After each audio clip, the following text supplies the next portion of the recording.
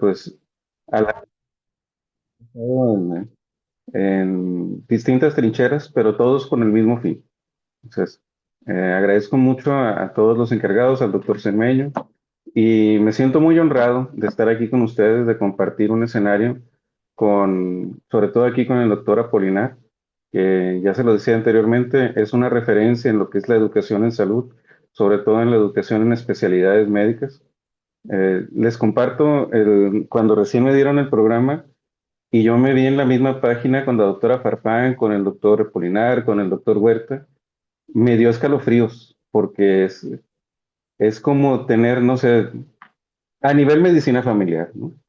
Es como si de pronto te pusieran a jugar junto con Julio César Chávez, Fernando Valenzuela y Gaby Platas, algo así.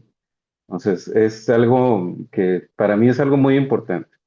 Y pues espero compartir, que eso que compartamos sea también importante para todos ustedes. Voy a pasar a compartir pantalla. Permítanme.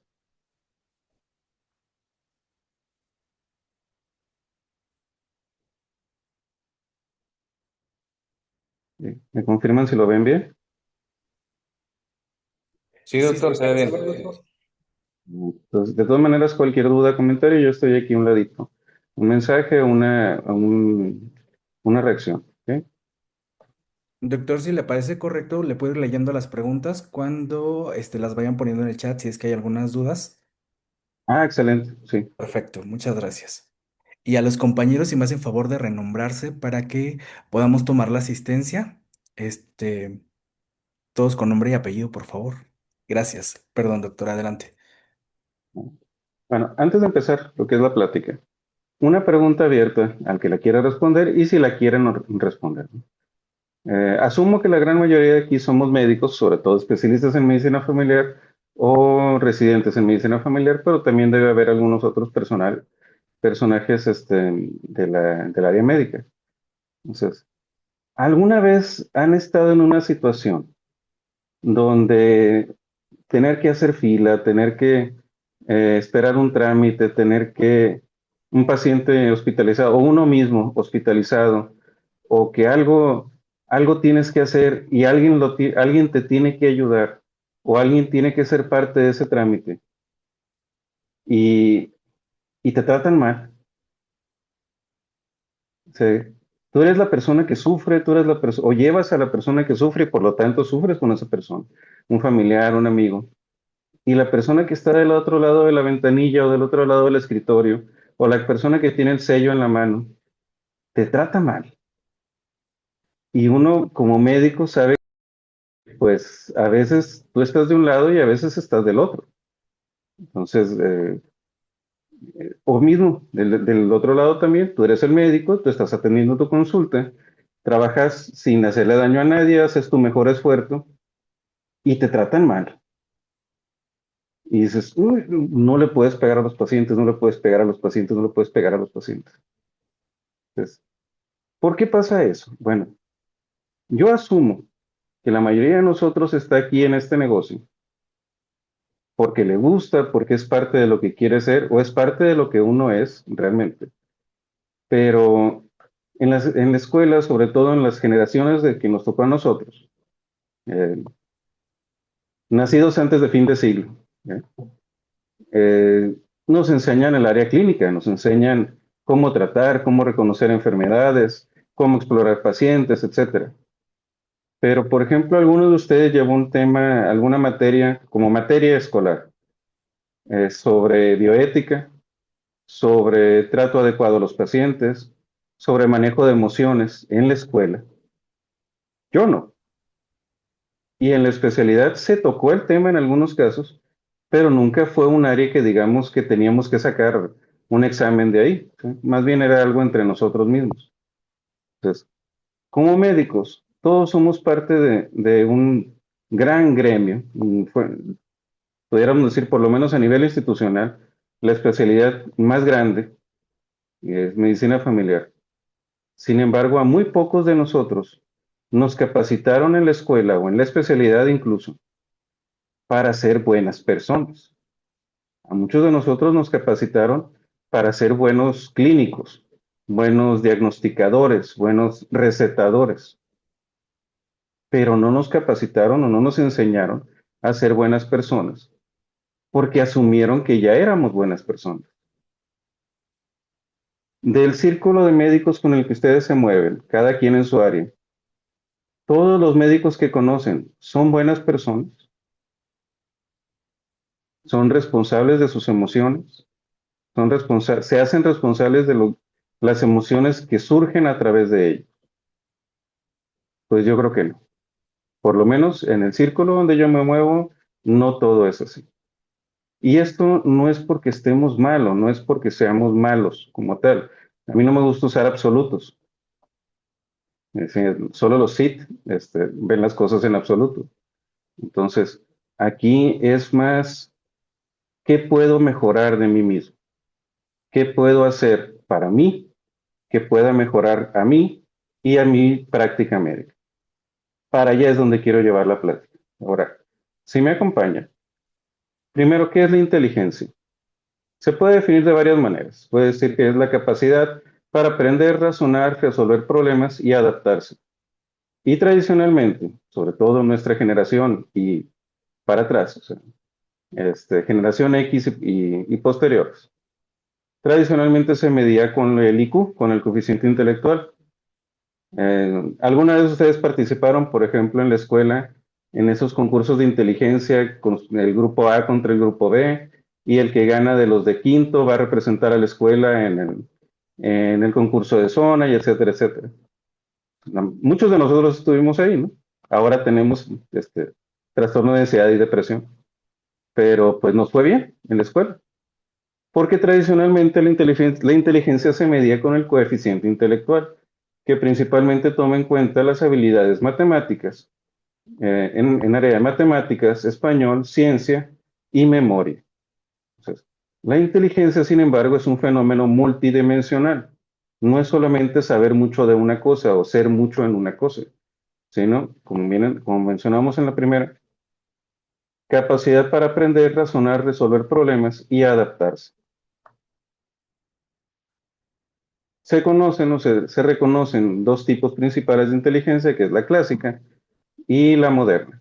Inteligencia clásica está centrada en la lógica y en la memoria. Eh, por ejemplo, así, de lo que me sale de la cabeza. ¿Cuánto es 7 por 6? Y en nuestra mente empieza a cantar la cancioncita, 7 por 1, 7, 7 por 2, 14, 7 por 3, 21. Porque no razonamos cuánto es 7 por 6, 42. Sino que nos enseñaron a aprender que 7 por 6 son 42. Porque, quién sabe, tú apréndete que 7 por 6 son 42. Así como aprendernos las fechas de la batalla de Puebla, aprendernos los personajes de la historia, aprendernos muchas cosas que no nos lo hicieron aprender con el fin de utilizarlo, sino con el fin de saberlo, porque te lo van a preguntar en un examen. Después de hacer el examen, ¿cuándo fue la última vez que ustedes utilizaron el trinomio cuadrado perfecto, por ejemplo? Las integrales, entre muchas otras cosas. Pero yo les aseguro que casi todos sacaron 8 o más en su examen de matemáticas, o física, o cálculo, pero no tuvo utilidad para nosotros después. La acepción moderna de la inteligencia reconoce múltiples formas de inteligencia, es decir, podemos ser inteligentes en diferentes cosas, o en cosas que otras personas tal vez no son tan inteligentes. Aquí es donde entra la teoría de las inteligencias múltiples del doctor Howard Gardner. Esto pues no es nada nuevo, ¿no? Fue elaborado a mediados de los 80. El doctor Gardner hizo un gran estudio y básicamente fue un parteaguas en lo que entendemos como inteligencia, porque nos dijo, no solamente es lo lógico matemático, no solamente es el idioma, no solamente es sacar cuentas. La inteligencia sí, puede ser lingüística, pero no solamente de aprender un idioma, sino comprender cómo se dicen las cosas, por qué se dicen de tal manera. Una inteligencia lógico-matemática, pues como lo conocemos tradicionalmente como inteligencia, sacar cuentas. La inteligencia espacial, que se refiere a movernos en un lugar, ser conscientes del entorno. La inteligencia musical que no solamente se limita a conocer un instrumento, saber tocar o saber cantar con un instrumento, sino depende mucho del reconocimiento de ritmos, de trabajar con ritmos. La inteligencia corporal kinestésica, pues sobre todo se enfoca en las personas que tienen habilidades físicas para hacer las cosas, reconocen cómo funcionan las cosas. La inteligencia naturalista reconoce igual los patrones de la naturaleza, eh, cómo crecen las cosas, cómo se desarrollan los animales, etcétera, etcétera. Y la inteligencia intrapersonal e interpersonal, a la que voy ahorita. La mayoría de nosotros tenemos ya algún conocimiento sobre esto, pero me voy a enfocar principalmente en la inteligencia intrapersonal e interpersonal. ¿Por qué? Porque de estas dos es de donde surge la inteligencia emocional. La inteligencia intrapersonal es la comprensión de uno mismo, entenderse a uno mismo como persona, como un ser vivo, como una persona que se desarrolla, que crece, que tiene humores, que cambia. La inteligencia interpersonal es la comprensión de los demás. ¿Alguno de ustedes ha hecho algún test referente a las inteligencias múltiples? ¿Alguien que pueda compartir alguna opinión sobre esto? Si ya le salió algún resultado, por ejemplo.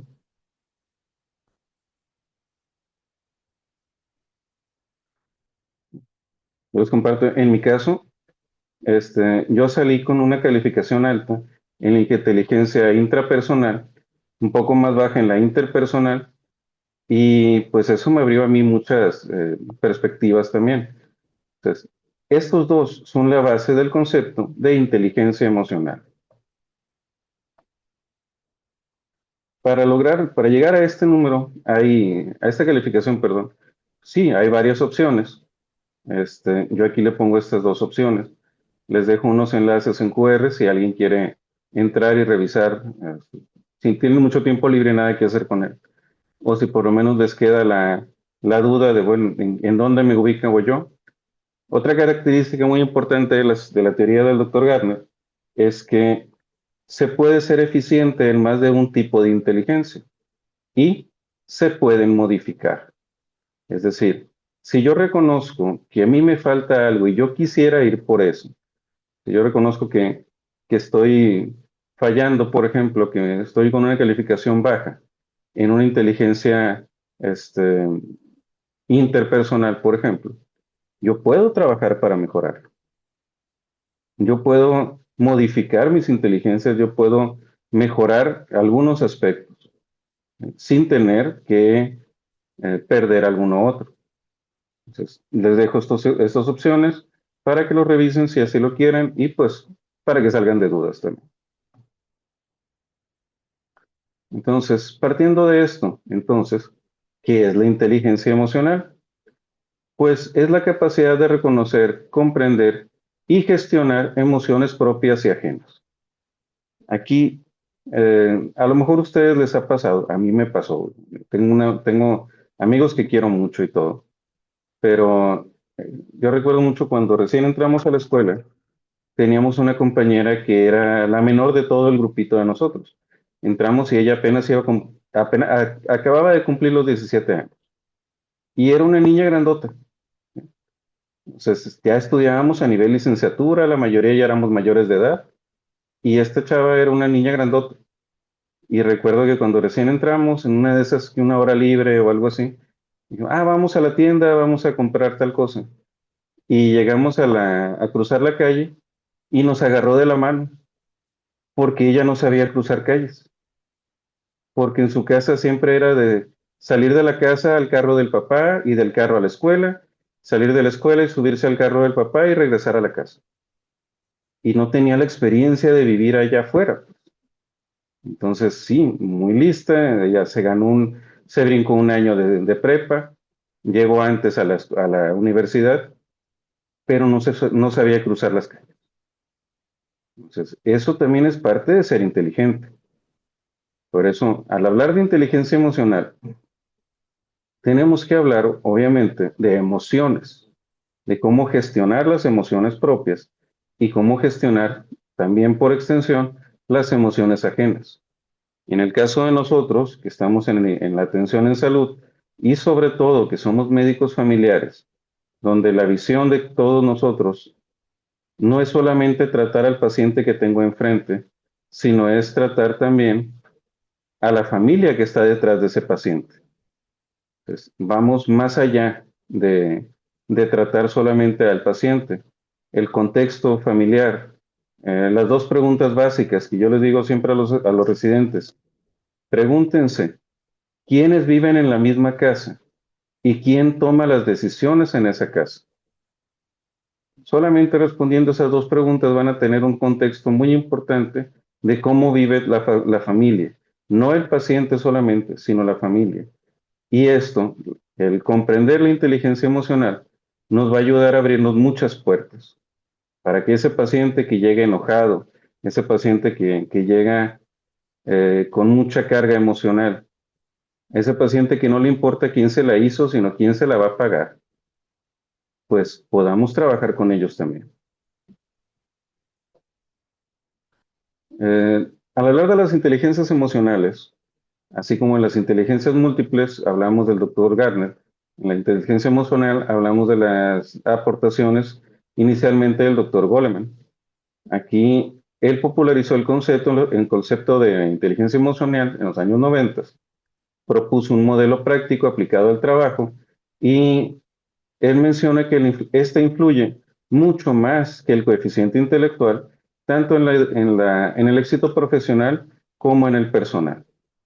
Y yo creo que todos somos testigos de esto también. Ahorita les preguntaba, ¿quién de ustedes estuvo en algún examen, representó a su escuela, fue abanderado en la banda de guerra o fue el que dio su discurso al terminar la secundaria, al terminar la prepa? ¿Y qué pasó con esas personas? El hecho de tener muy buenas calificaciones no es un reflejo, no es un predictor exacto del éxito que vamos a tener en el futuro. Yo salí con un 8.47 de la escuela de medicina. Dice mi esposa que salí con 8.27, pero yo la verdad le peleo todavía esos dos decimales. Es cuestión de orgullo. Y compañeros que salieron con 9 y feriecita, pues no es que les vaya mal, pero realmente ese número no te define. Tal vez es cierto, te va a mandar más lejos en el servicio social, pero no define tu éxito como profesionista, porque el éxito lo vas a hacer tú, ya que estés allá afuera. Según el doctor Goleman, los 5 componentes principales de la inteligencia emocional es, primero, la autoconciencia, que es el reconocimiento de las emociones propias. Empezamos por aquí, porque este punto es fundamental para poder seguir avanzando con los demás. Tenemos que empezar a manejar esta inteligencia emocional como algo interno que se refleja hacia afuera, algo que yo tengo y se refleja en cómo trato a mis pacientes. Entonces, primero tengo que conocer y reconocer las emociones que tengo. ¿Cuántas veces hemos estado en alguna situación donde algo nos pasa y nos preguntan, ¿cómo te sientes? No sé, no sé, tengo atorado algo y no sé cómo explicar. Bueno, a eso se refiere la autoconciencia. Esto se sigue de la autorregulación, que es controlar estos impulsos. En el trabajo, en la familia, allá afuera, en la calle, pasan cosas. Yo a veces platico con mis estudiantes, sobre todo los de pregrado, porque dicen, es que doctor, no es justo que uno haga esto y esto y esto, y venga el otro y lo quiera hacer menos, o venga el otro, venga tal maestro y te baja la calificación, o etcétera. No, bueno, primero, tranquilo, vamos viendo qué pasó. La gente no te hace cosas, la gente hace cosas, y uno es el que se encarga de darle ese valor. La gente a lo mejor no sabemos cómo está del otro lado la persona, no sabemos cómo piensa, cómo siente, pero sí podemos conocer los sentimientos, las emociones propias y regular lo que hacemos con ellas. Nunca está mal sentirse mal, nunca está mal estar deprimido, estar enojado, pero lo que yo hago con esa emoción es lo que sí puede estar bien o puede estar mal. Si yo estoy enojado porque las cosas no me salieron bien, porque saliendo de mi casa me chocaron, porque atropellaron a mi perro o algo así, y llego al consultorio y empiezo a agarrarla contra los pacientes, pues eso ya no es correcto. Eso no es una autorregulación. De aquí viene la motivación, que es dirigir energía a metas específicas. Entonces, muchos de nosotros estamos donde estamos porque la gente nos ha ayudado, así de sencillo, porque nadie ha llegado aquí solo, nadie llega a la cima solo. Les digo, el lobo solitario llega más rápido, pero la manada llega más lejos. Entonces, la motivación es cómo dirigir esas energías. Esta motivación no siempre tiene que estar presente. A veces la motivación es para empezar la carrera, pero tenemos que seguir adelante también. Uno de los puntos más importantes de estos componentes, según Goleman, es la empatía, que es comprender a otros, comprender al que sufre, comprender al que está enfrente de nosotros. Por eso empecé con la pregunta que les dije en un inicio. ¿Han estado en algún lugar donde ustedes necesitaban ayuda y los trataron mal? La gran mayoría me dijo que sí, o por lo menos escribieron por ahí que sí. ¿Por qué esa persona te trata mal? Porque no sabe hacer lo anterior. No tiene autoconciencia, no tiene autorregulación, no tiene motivación y sin ninguna de esas, pues tampoco tiene empatía. Por eso es muy importante tener todo lo anterior para generar empatía con los pacientes que atendemos, con los estudiantes que tenemos a nuestro cargo, con nuestros compañeros, incluso con las personas que están a cargo de nosotros, directivos, jefes, quien sea, porque ellos también son personas. Y el último, que es el conjunto de todos los cuatro anteriores, es el manejo de las habilidades sociales. Manejar relaciones efectivas, saber relacionarse con la gente, no solamente con la gente que me va a dar algún beneficio. Es decir, me voy a llevar bien con el jefe de consulta para que me deje salir temprano los viernes. Me voy a llevar bien con el de la farmacia para que me ayude a meterme a la fila y sacar los medicamentos antes que los demás. No, son habilidades para movernos en sociedad, para ser productivos a la sociedad también, porque somos parte de esa sociedad que nosotros mismos intentamos cuidar e intentamos cuidar. Estos componentes, bueno, para analizar bien estos componentes, es necesario tener un insight, una autoconciencia, como decía aquí, porque son cultivables, son modificables. El hecho de decir, es que yo así soy. Como les digo, los de Sinaloa a veces nos dicen, ¿por qué me gritas? ¿No? Es que yo así hablo. Pero bueno, no es necesariamente así. ¿Por qué? Porque podemos cambiar, podemos adaptarnos, podemos modificarnos. El- un chiste que yo le digo mucho a mis alumnos es, ¿cuántos psicólogos o cuántos médicos se necesitan para cambiar un foco? Pues uno, pero el foco necesita querer cambiar. Entonces, si vemos esto y hacemos un inventario y vemos qué tengo y qué me falta, y nos quedamos con el es que yo así soy, es que así nací, es que así me tienen que querer, bueno, pues entonces no tenemos motivación, no tenemos empatía ni autorregulación para mejorar lo que tenemos. A partir de la teoría de Goleman viene una evolución en este tema que es la teoría de Salovey y Meyer. Para ellos, la inteligencia emocional es la capacidad para percibir, valorar y expresar las emociones con exactitud. Esto resume en gran medida todo lo que mencionaron, bueno, estas cuatro acepciones resumen en gran medida todo lo que mencionó Goleman anteriormente.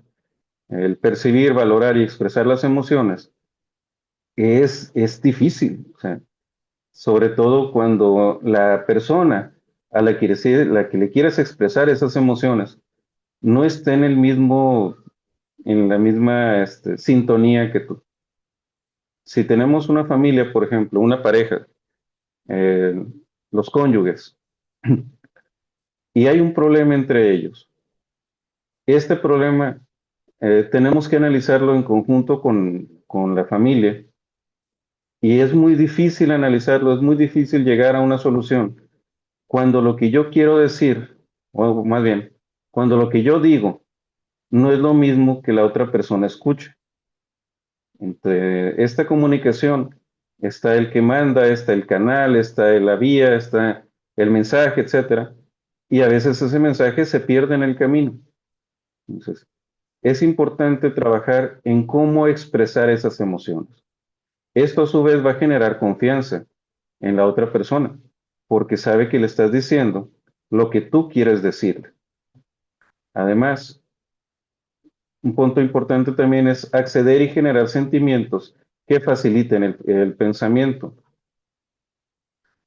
Ser sinceros con uno mismo primero, para poder ser sinceros con los demás. Eh, Hay situaciones, por ejemplo, en las que, como les decía ahorita, a veces pasan cosas y llegas enojado al trabajo y es muy válido, porque eres una persona a fin de cuentas, pero ¿qué haces con eso? ¿Cómo lo manejas? Eh, Puede entorpecer el pensamiento y eso nos va a dar resultados negativos. También entender la emoción y el conocimiento emocional.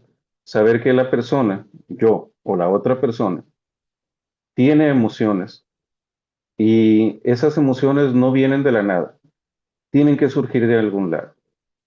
Si está enojado, si tiene coraje, si está muy feliz, si está alegre, ¿de dónde viene eso? Porque lo que vemos es lo que la otra persona quiere dejar ver. En la mayoría de las situaciones no podemos conocer el trasfondo de cómo llegó hasta ahí esa persona o qué fue lo que hizo que esa persona se presentara de tal manera hasta nosotros. Pues en el IMSS tenemos 15 minutos por consulta y es muy difícil llegar a conocer a estos pacientes. Todo esto debe ser parte de una regulación, regular las emociones y promover el crecimiento emocional e intelectual. Aquí es donde quisiéramos llegar con esta teoría. ¿Cómo lograr un crecimiento emocional? ¿Cómo lograr un crecimiento intelectual? Si bien las emociones, eh, el manejo de las emociones no es un tema principal, digamos, para conseguir un trabajo, para conseguir un ascenso, sí es muy importante, como vimos ahorita también, las relaciones sociales, en trabajar en equipo, en estar a cargo de un equipo, estar a cargo de una asociación, de un grupo de residentes, de una clase, porque estamos trabajando con personas y las personas tienen sentimientos, ¿eh? A veces los esconden, a veces los tienen a flor de piel, pero es importante que podamos trabajar con esas emociones para promover el crecimiento emocional e intelectual y con esto avanzar más, llegar más lejos. No solamente uno, sino, como les decía, en la manada. Llevar a los demás junto con nosotros. Y eso nos va a hacer crecer a nosotros y crecer a todos los demás también. Para lograr esto, el doctor Goleman no creó un test como tal, como el caso del doctor Gardner. Eh, los doctores Mayer y Solovey Caruso, ellos sí crearon un test que es una manera objetiva de darle una calificación o de entender de manera objetiva las inteligencias emocionales. Este mide la inteligencia emocional como una habilidad, como algo que podemos hacer o como algo que podemos desarrollar y proporciona un coeficiente estandarizado. De manera que al responder este cuestionario, que de hecho es bastante extenso, son más de 100 preguntas, se tiene que hacer este, con pausa, se tiene que hacer despacio. De preferencia debe hacerse en conjunto con el profesional de la salud o con el profesional de la salud mental para que nos pueda dar un resultado más cercano a la realidad. Obviamente, si queremos que nos salga bien, pues vamos a decir que todo está bien. Pero la intención de este test es medir la inteligencia como una capacidad cognitiva y no como un rasgo de la personalidad. Para esto, evalúa 4 modelos que son la percepción emocional, la facilitación emocional, el manejo emocional y la comprensión emocional. En lo que se refiere a la percepción, lo toma como la capacidad para identificar emociones en rostros, imágenes, paisajes o sensaciones, es decir, cómo vemos el mundo nosotros.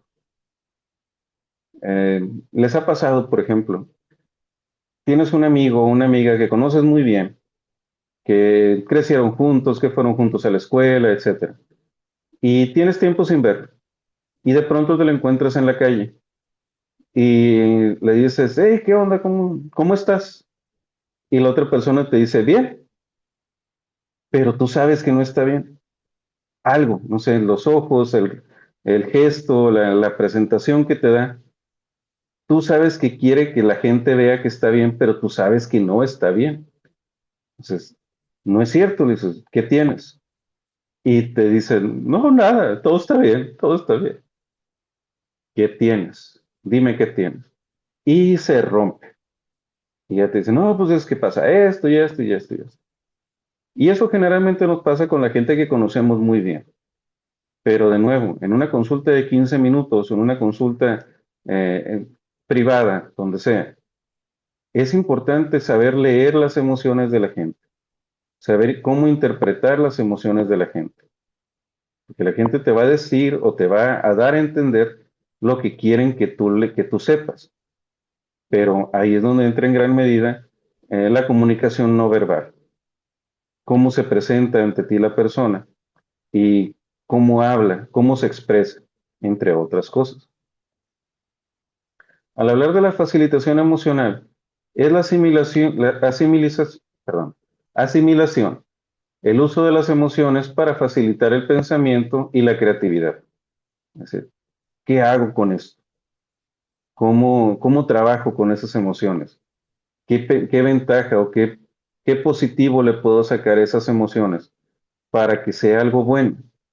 Incluso emociones que podemos interpretar como emociones difíciles o duras, como el coraje, el odio, son emociones, ¿sí? Pero podemos sacar algo bueno de eso también, aprender a manejarlas, a no escuchar ese diablito en el hombro que te dice, este, trátalo mal, grítale, etcétera. Facilitar la percepción de esas emociones nos puede ayudar en gran medida a manejar las demás emociones también. La comprensión emocional es la capacidad de analizar cómo las emociones evolucionan y se combinan. Cómo esto que vemos, ese paciente que se presenta ante nosotros, ese compañero, ese jefe, ¿por qué es así? ¿Por qué o cómo se expresa de esa manera? Nadie aquí surgió de la nada, entonces todos venimos de algún lado, aunque tengamos tiempo sin ver a la familia, pero todos venimos de algún lado. Es comprender cómo se expresan esas emociones. Y por último, el manejo emocional, que es la capacidad para regular las emociones propias y ajenas. Ese coraje que yo puedo sentir, no necesariamente tengo que gritarle al paciente.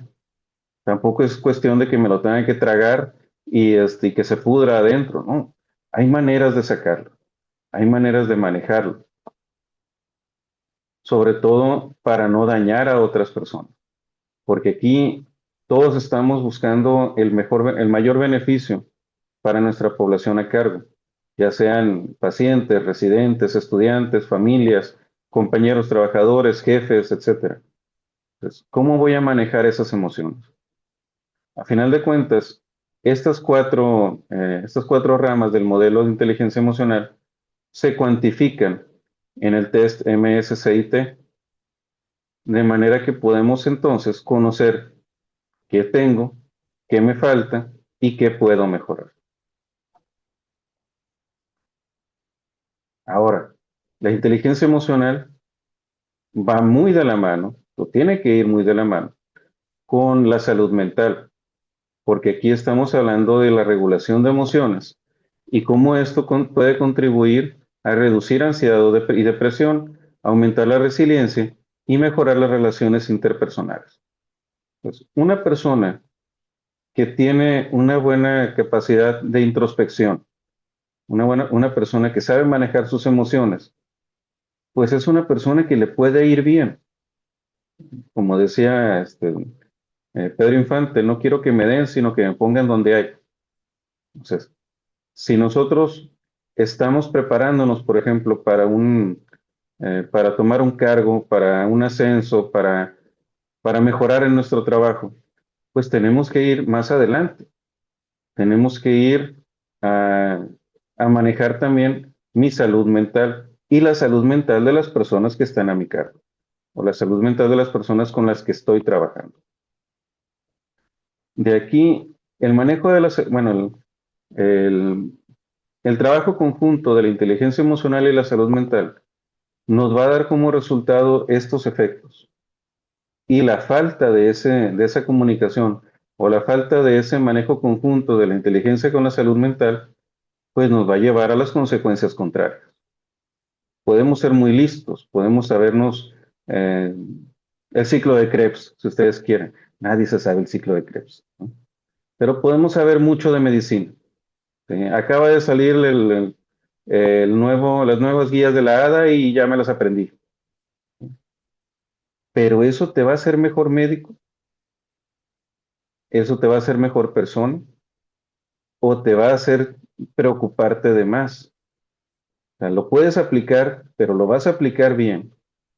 Por eso, el tener una adecuada salud mental es un requerimiento casi sine qua non para tener una inteligencia emocional.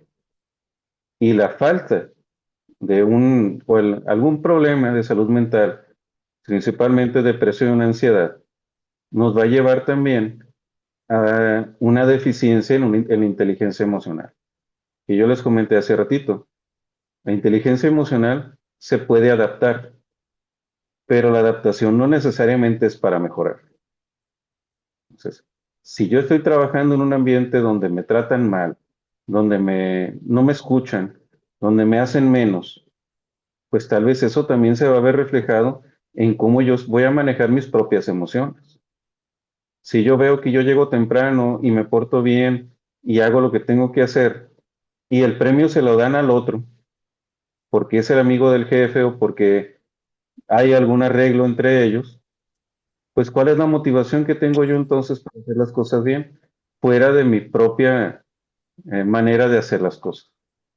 Es, es muy importante que nosotros estemos conscientes de esto, porque nosotros somos los que estamos a cargo de la atención médica, pero también somos personas. Somos médicos, pero somos pacientes también. Y alguien está a cargo de nosotros. Ese alguien puede ser la persona con la que vivo, puede ser mi familia, puede ser mi pareja, puede ser alguien más. Entonces, esto va de ambos lados. Por eso les mencionaba en un inicio que las inteligencias más importantes son la intra y la interpersonal. Y agenciar una adecuada salud mental para nosotros va a dar como resultado una adecuada salud mental para la gente que está a nuestro cargo también.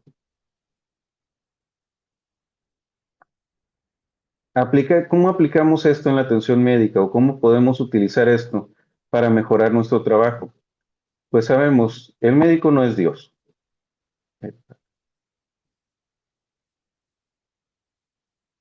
El médico no es Dios. Somos personas tratando personas.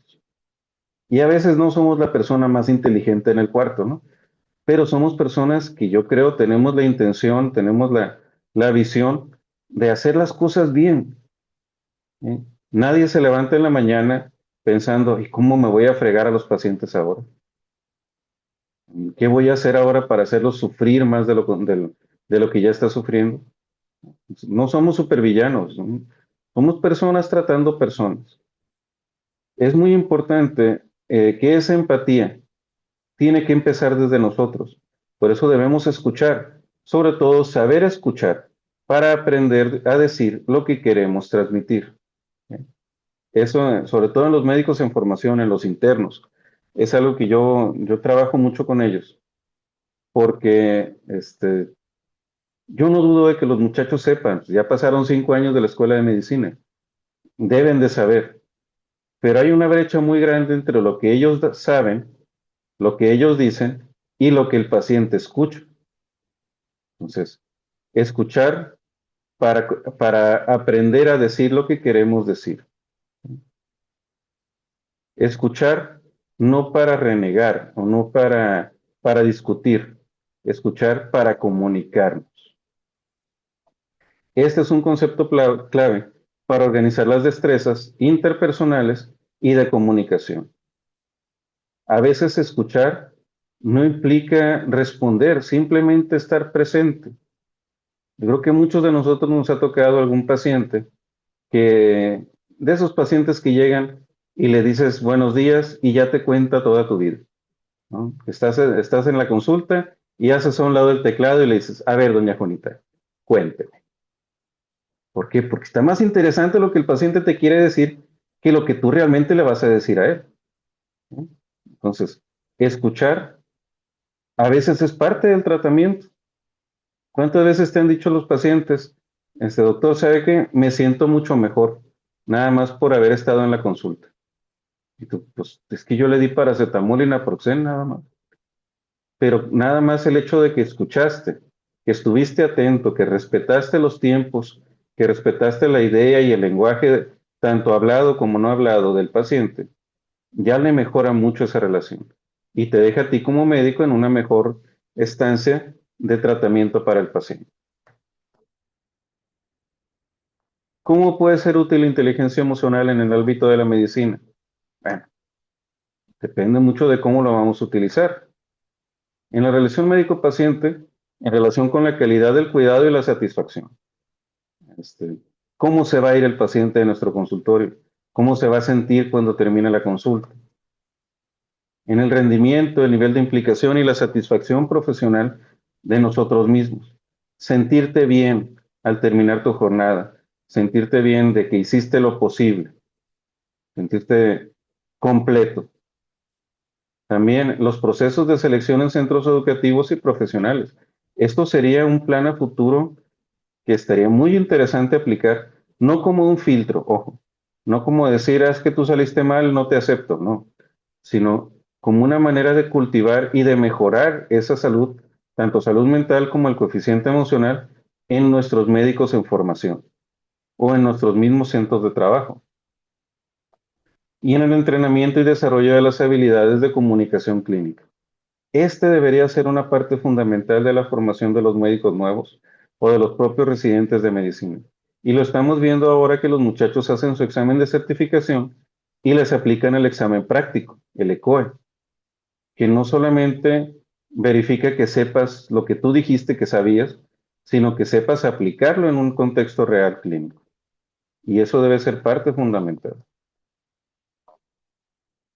En la formación médica, en las competencias médicas, según el Consejo de Acreditación de Graduados Médicos y Educación de Estados Unidos, ya nos están tomando en cuenta, bueno, ellos están tomando en cuenta la atención al paciente, el profesionalismo y las habilidades de comunicación como parte de su sistema de certificación en medicina general. Entonces, esto debe ser parte también de nosotros. Y en lo que se refiere a la CONAMEGA y el Consejo Mexicano de Certificación en Medicina Familiar, ya lo están tomando en cuenta también, como parte de su Art Lexus, Lexus Art, algo así se llama, que dice qué es lo que se tiene que hacer. Ahora, ¿creen ustedes que sea posible mejorar estas habilidades? Cambiar, adaptarse. Pues la respuesta corta es sí. La respuesta larga es claro que sí. Entonces, podemos hacerlo, pero necesitamos, como les dije ahorita, ¿qué necesitamos para cambiar un foco? Necesitamos que el foco quiera querer cambiar. Entonces, ¿qué necesita el médico para mejorar estas habilidades? Querer mejorar estas habilidades.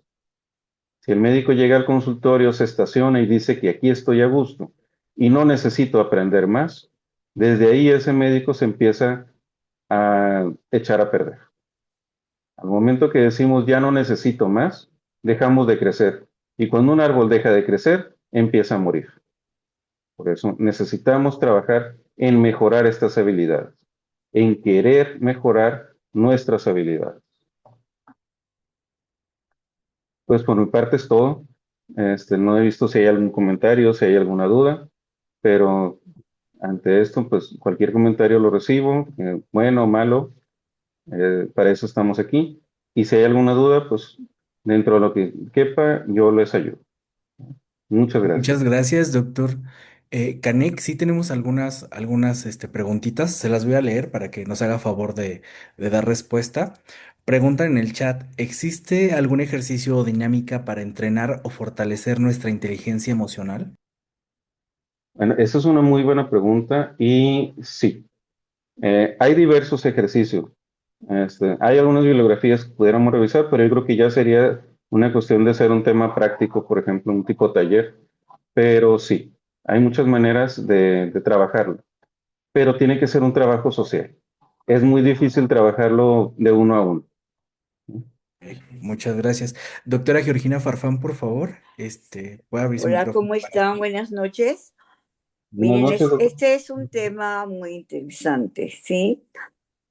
Yo, a mí me ha dejado pensando mucho si hay inteligentes emocionales, que no todos tienen, nacen con esa facultad, aunque la pueden desarrollar. También hay muchos tontos emocionales. ¿Sí? O sea, gente que siempre tiene ideas de daño, de referencia, es muy preocupón, siempre está o en el futuro soñando creándose tragedias, o en el pasado acordándose de puras tragedias. Entonces, estos ejercicios que podría ser, si lo que se trata es de que yo administre mis emociones, pues yo creo que lo más importante primero es que nos demos cuenta de que somos enojones, de que somos preocupones. Sí, porque viene cualquiera y nos dice, fíjate que me dijeron y sé de buena fuente, ¿qué andan diciendo de ti?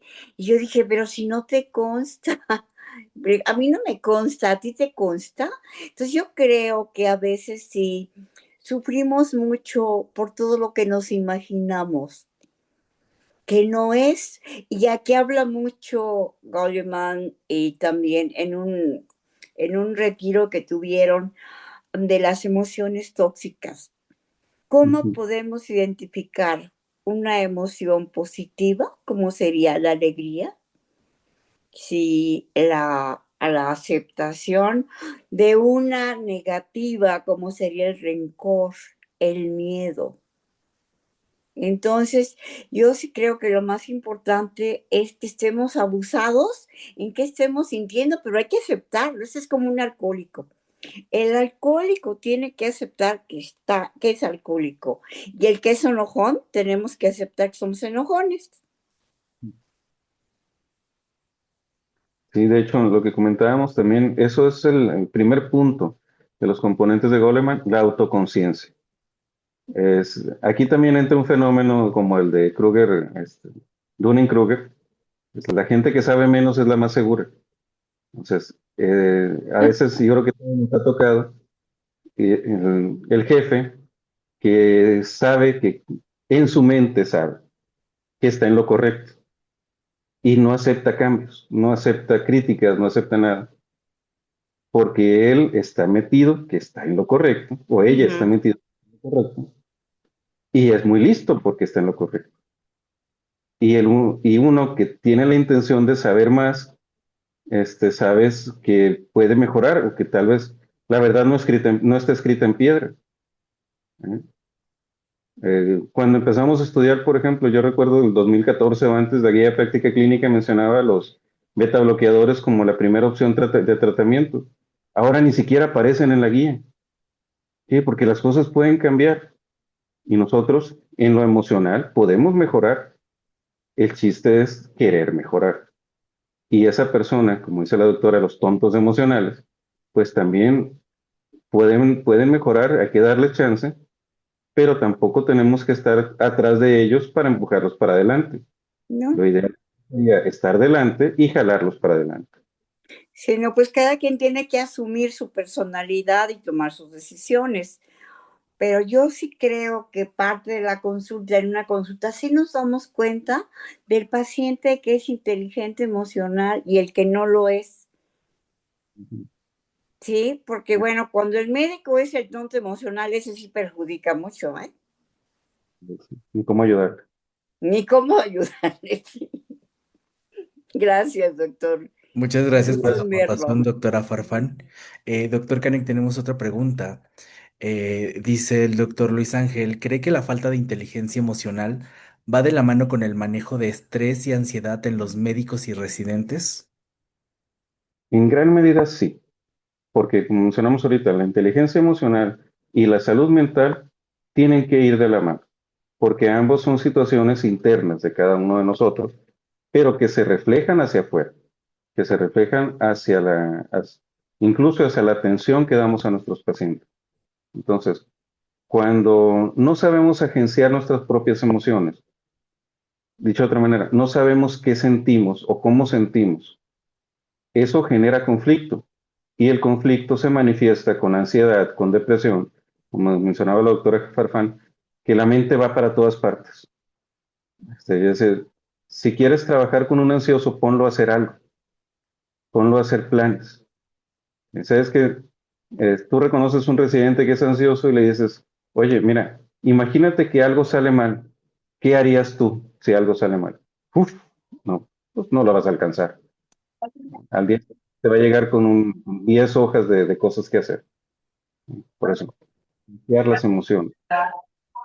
Eso sí. Sin duda nos dejó con, yo creo que más preguntas y con dudas para seguir pensando en este tipo de estrategias de las que usted manejaba o nos mencionaba como para la inteligencia emocional. Y pues yo creo que a varios ya se les metió la cosquillita de los que estamos aquí. Los demás comentarios son felicitaciones y agradecimientos, doctor Koenig, por su excelente ponencia. Esperamos contar de nuevo con su participación en estas jornadas. Y pues no queda más que agradecerle y agradecerle a todos su tiempo. Y pues invitarlos a que sigan con nosotros en la siguiente ponencia. Doctor Koenig también, si gusta, acompañarnos para la siguiente ponencia. Pues tenemos el honor de presentar al doctor Apolinar Membrillo Luna, cuya trayectoria ha dejado una huella significativa en la formación de especialistas y en el estudio profundo de la familia en el contexto de la salud. El doctor Apolinar es un médico especialista con amplia experiencia clínica, docente y editorial en el campo de la medicina familiar. Es reconocido por su compromiso con la educación continua y por ser un prolífico autor que ha contribuido de manera fundamental a la bibliografía de esta especialidad. Él es especialista en medicina familiar, autor-editor del libro Familia, Introducción al Estudio de sus Elementos, actualmente en su segunda edición, una obra de referencia utilizada por residentes y especialistas en medicina familiar. Tiene trayectoria docente y de investigación, ha sido pilar en la formación de nuevas generaciones, dirigiendo numerosas tesis de especialidades. Cuenta además con un diplomado en enseñanza de medicina, una maestría en educación y fue miembro fundador del Consejo Mexicano de Certificación en Medicina Familiar. Con su vasta experiencia, el doctor Membrillo Luna nos guiará a través de temas esenciales en nuestra práctica diaria, como lo es el anciano y su familia. Doctor, le damos la bienvenida. Muchas gracias. Eh, no se crean tanto el currículum, porque es como decía el doctor Canek, pues a veces mucho conocimiento y poca inteligencia emocional. El doctor Canek nos dejó pensando en muchas cosas y yo creo que la siguiente parte nos va a dejar pensar en otras. Y fíjense que lo que comentábamos la sesión Doctor pasada Apolinar, no lo tiene, escuchamos. tengo abierto el audio, ¿eh? Está abierto mi audio. ¿No lo escucho Yo se bien? lo Sí, se escucho. escucha muy bien, Doc. Checa el tuyo, doctor Ociel. ¿Sí Ya, se ya, escucha? ya, sí se escucha. ¿Listo? Ok. Y les decía que lo que comentamos la vez pasada con lo que acabamos de ver ahorita de la inteligencia emocional, pues nos lleva a todos en el mismo camino. El problema es que cada quien tiene su propia inteligencia emocional, su propia realidad y su propio conocimiento. Ese es el gran problema. Si a todos nos interesa la atención de un paciente, la pregunta es, ¿por qué no nos enseñaron lo mismo a todos o por qué no enseñamos lo mismo a todos para tener esa atención de manera adecuada?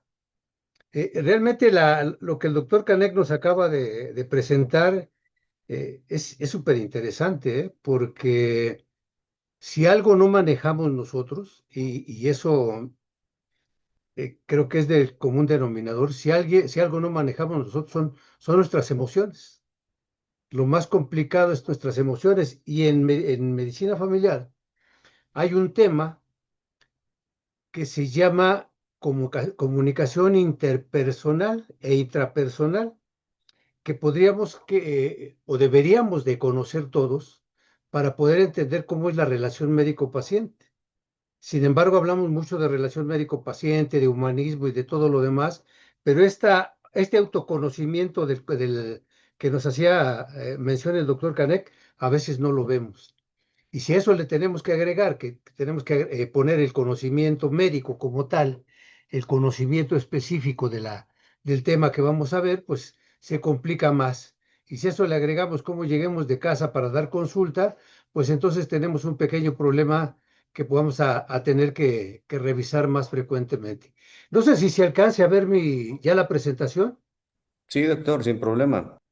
Ok, entonces para ya centrarnos en lo que vamos a ver, pues ¿por qué elegimos este tema? De una u otra forma, creo que nos da pie para poder aplicar un montón de conocimiento y mucho de lo que hemos estado viendo, tanto en la sesión anterior como esta sesión. Y lo vamos a redondear básicamente al anciano y su familia y lo vamos a ver en dos partes. El ver al anciano es como tratar de estudiar un iceberg. ¿Qué conocemos del iceberg? La parte que vemos. Y ahí está todo lo que vemos, pero qué pasa debajo de lo que nosotros estamos viendo? ¿Qué pasa debajo de lo que está abajo de ese iceberg? ¿Qué es lo que no conocemos? O que conocemos y vemos, pero que de una u otra forma no entendemos y no alcanzamos a ver.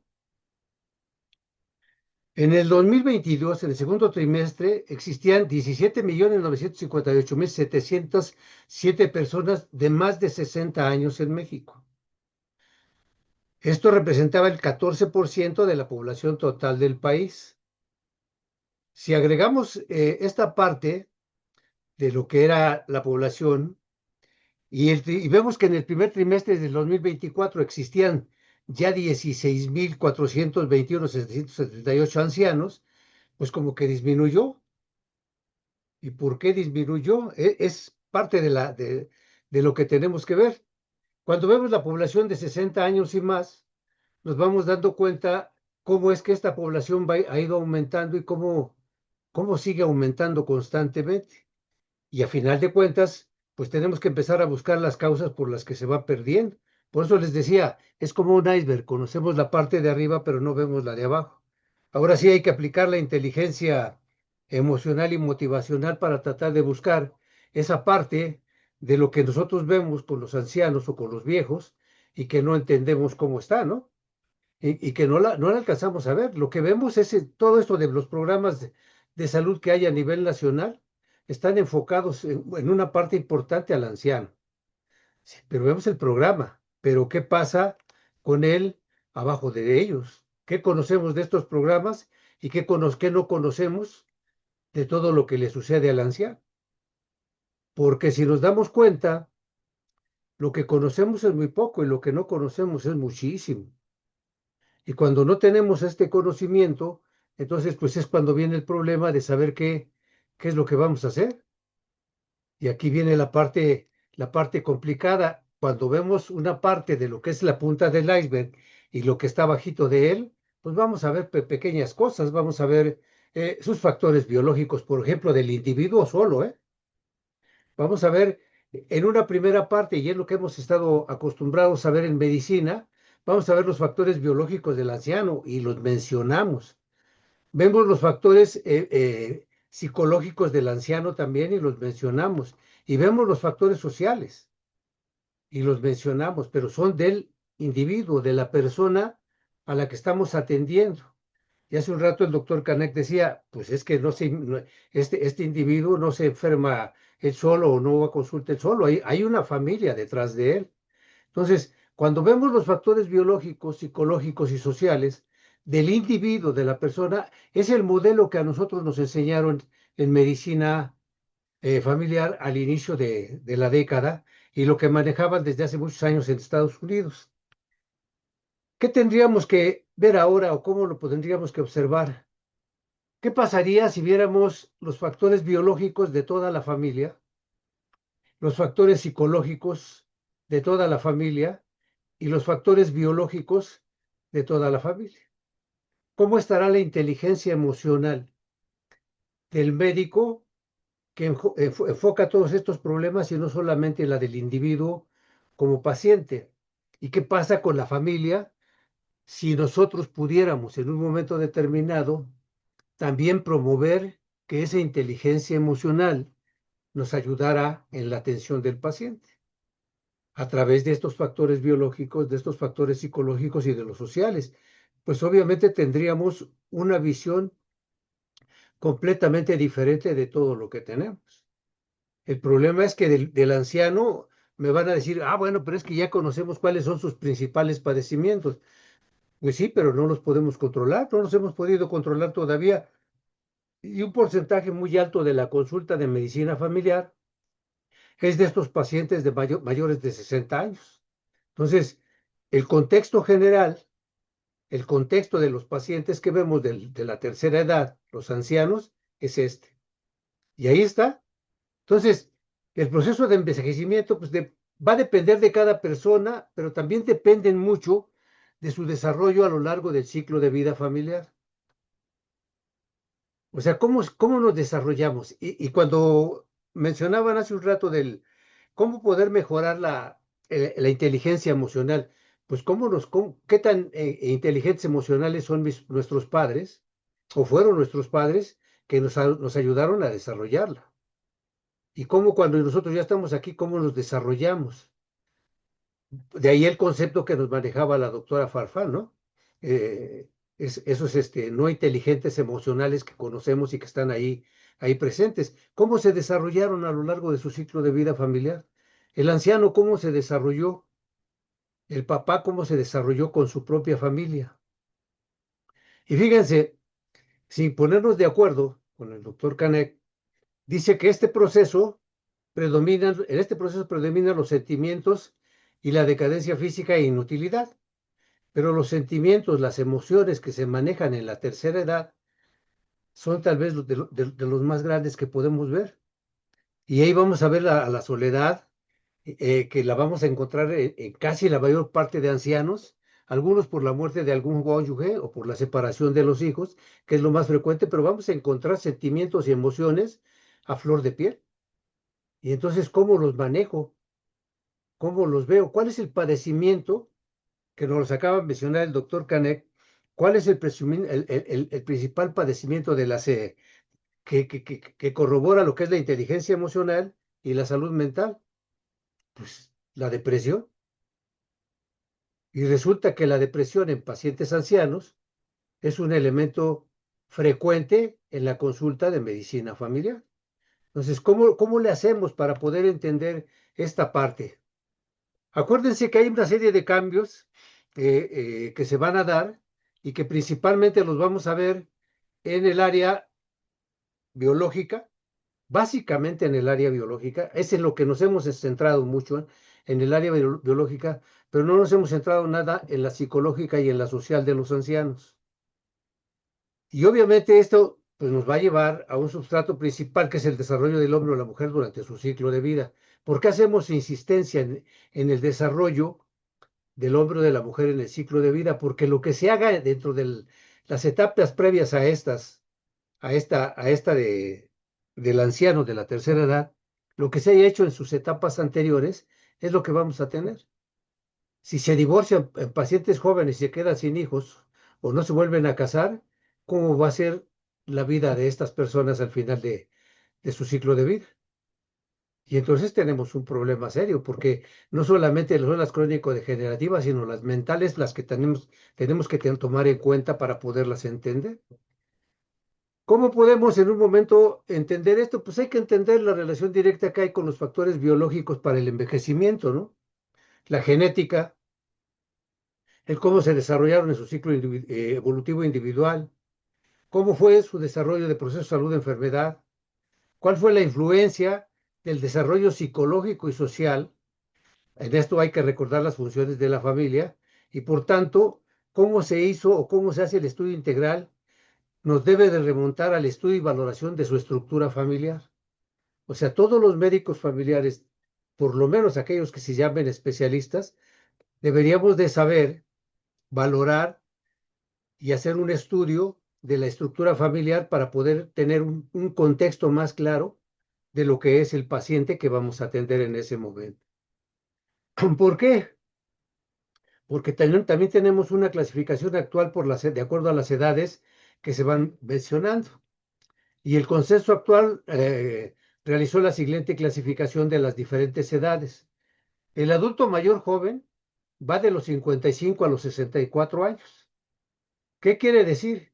Que nosotros a partir de los 50 años, 55, nos estamos acercando ya a esta etapa y que van a venir cambios importantes, cambios desde el punto de vista biológico, psicológico y social, que van a estar presentes y que tenemos que tomar en cuenta. El adulto mayor maduro, de los 65 a los 74 años, ahí donde nos encontramos muchos de los que estamos por aquí en la sala. Muchos están en etapas menores, pues, pero el adulto mayor de 75 a 84 años, ¿qué características va a tener y cómo se van a llevar a cabo cada una de estas etapas en el individuo? Y tenemos ancianos mayores de 85 años y nonagenarios y centenarios. Afortunadamente todavía tenemos nonagenarios y centenarios.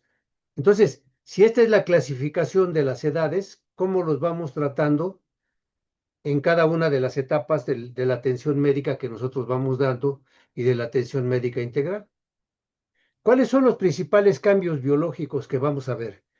Que en general esto, pues ya deberíamos de saber, ya lo deberíamos de tener bien en cuenta.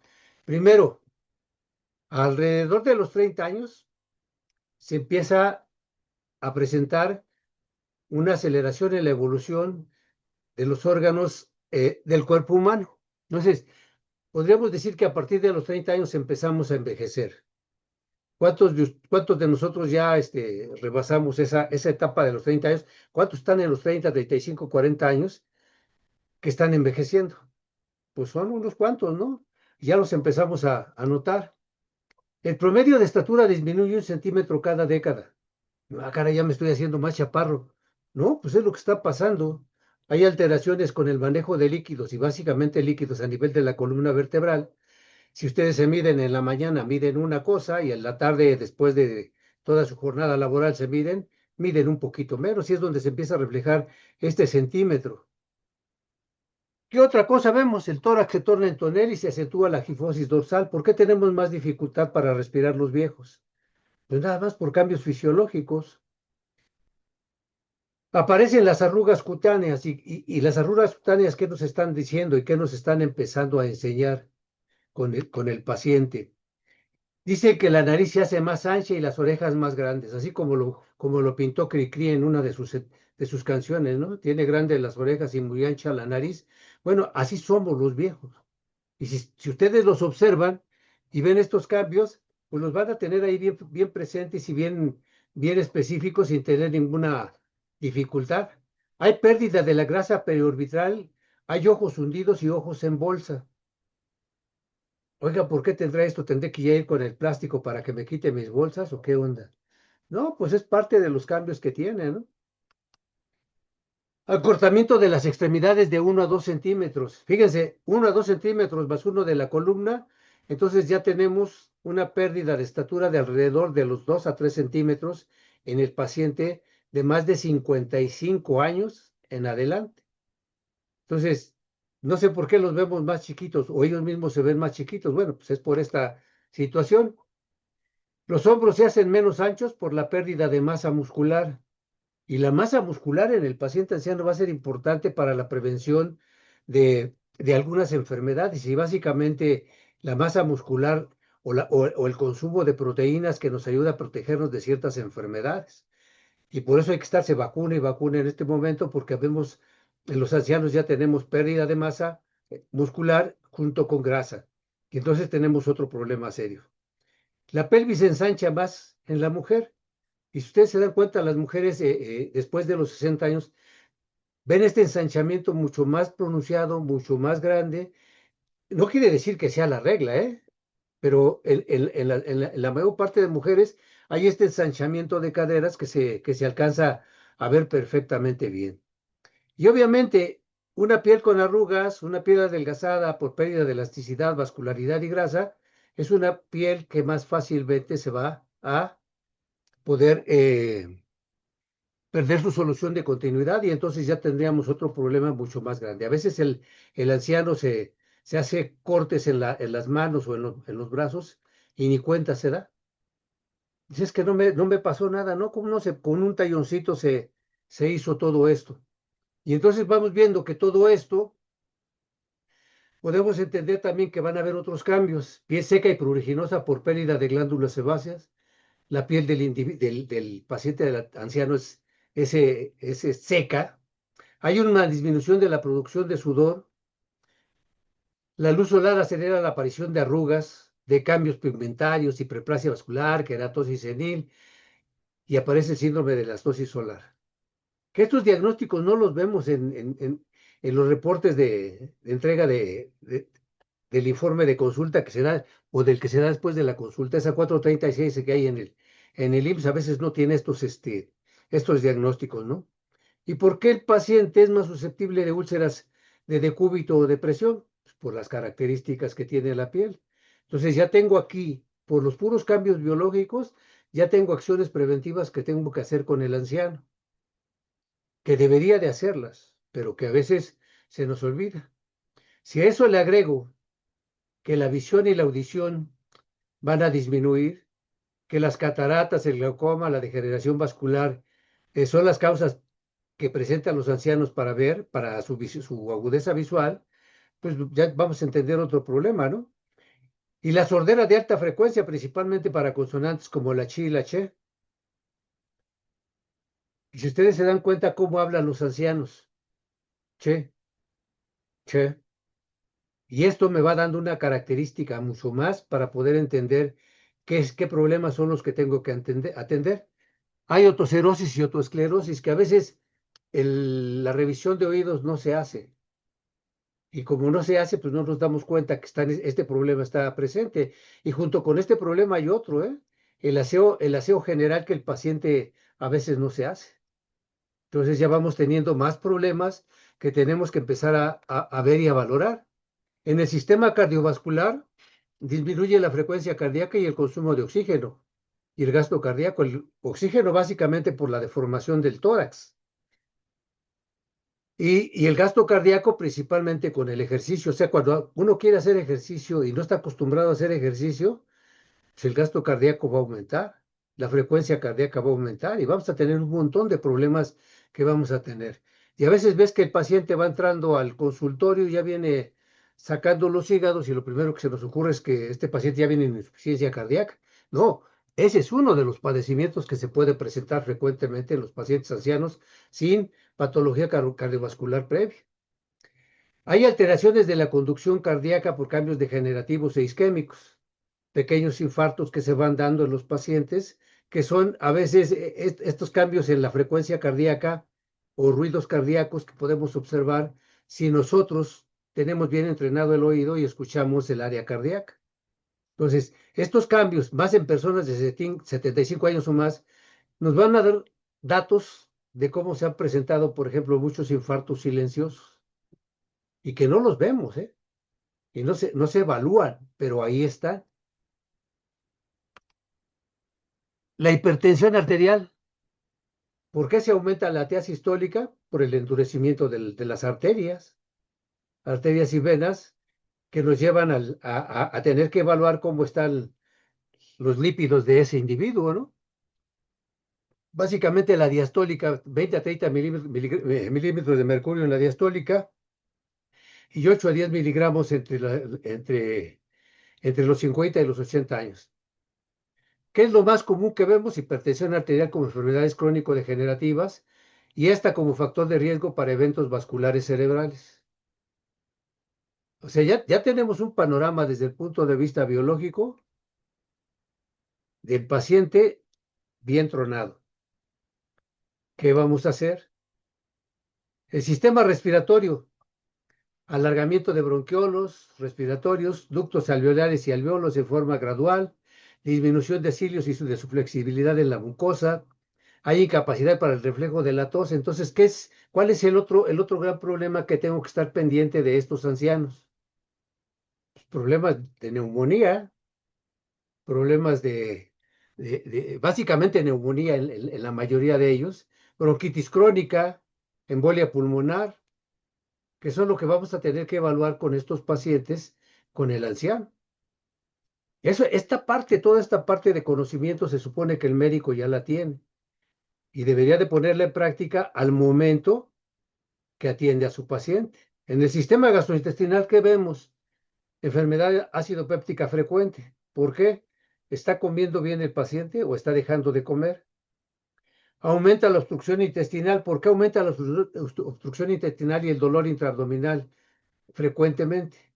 Pues no hay movimiento, el paciente ya no se mueve, es más sedentario de lo normal y entonces este sedentarismo, ¿qué es lo que hace que con los intestinos? ¿Se mueven o no se mueven? Ya no se mueven. Entonces tenemos otro problema que lo vamos a tener. Este es otro de los grandes síndromes que se presentan en los servicios de urgencias para los pacientes ancianos, el dolor abdominal de causas muy específicas. Algo que no vemos mucho en pacientes, que no lo vemos desde el punto de vista clínico, pero que la mayoría de pacientes de más de 60 años ya tienen, son los divertículos de colon. La diverticulitis es un padecimiento que ahí está y que provoca dolor, provoca molestias, lo confundimos con enfermedad ácido péptica, le damos tratamiento y a veces sigue y no se quita. Afortunadamente pocos casos de estos llegan a cirugía, pero si pudiéramos dar un buen tratamiento con dietas altas en fibra y todo lo demás, encontraríamos que este problema de divertículos disminuiría mucho. Hay colecistitis y constipación que son frecuentes y todo es exactamente una variación de lo mismo. Y en el sistema endocrino, ¿qué nos pasa? La diabetes, tirotoxicosis, los principales síndromes que se presentan secundarios a tirotoxicosis los estamos viendo ahora y que no son necesariamente una manifestación de hiper o de hipotiroidismo, sino que se están dando otra serie de manifestaciones atacando otros estados. La depresión, las alteraciones psiquiátricas que tienen mucho que ver con tirotoxicosis, con problemas de la tiroides, que son las que nos van a dar un problema serio e importante.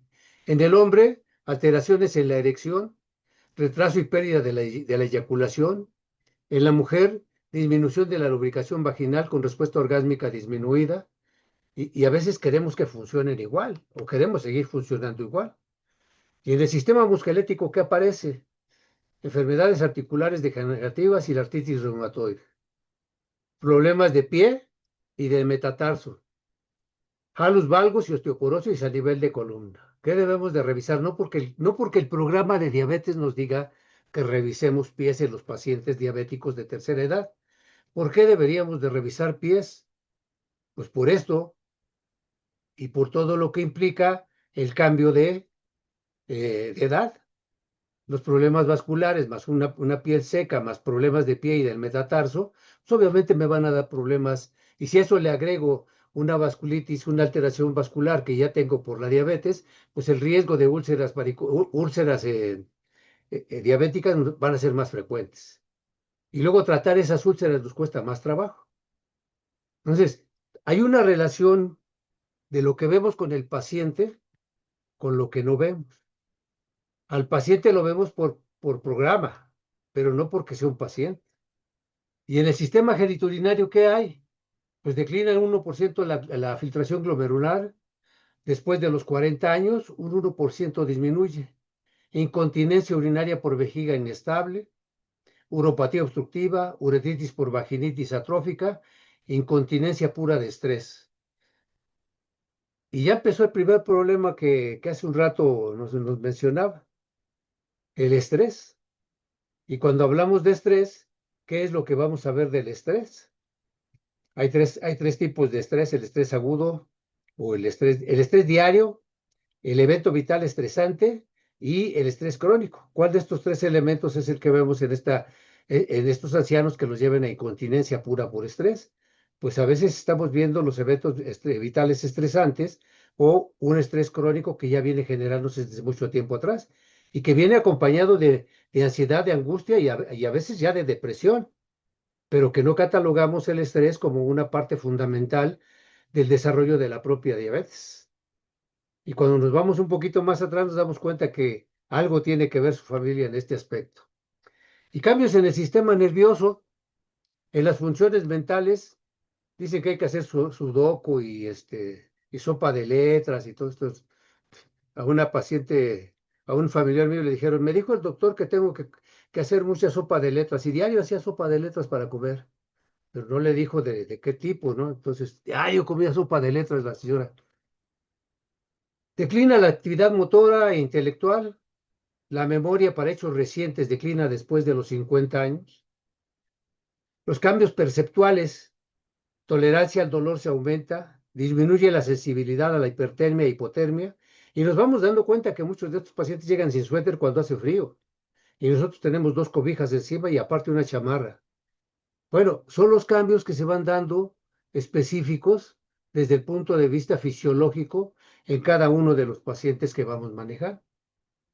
Hasta aquí podríamos decir, caray, pues ya terminamos. Pero ahora, ¿cuáles son los cambios psicosociales más importantes? ¿Qué es lo que tenemos que evaluar de un paciente de la tercera edad o más de 60 años? Y que esto es el campo del médico familiar. Lo biológico que acabamos de ver es campo del médico general o del generalista, si ustedes quieren. Pero los cambios psicosociales son los que el médico tiene que ver.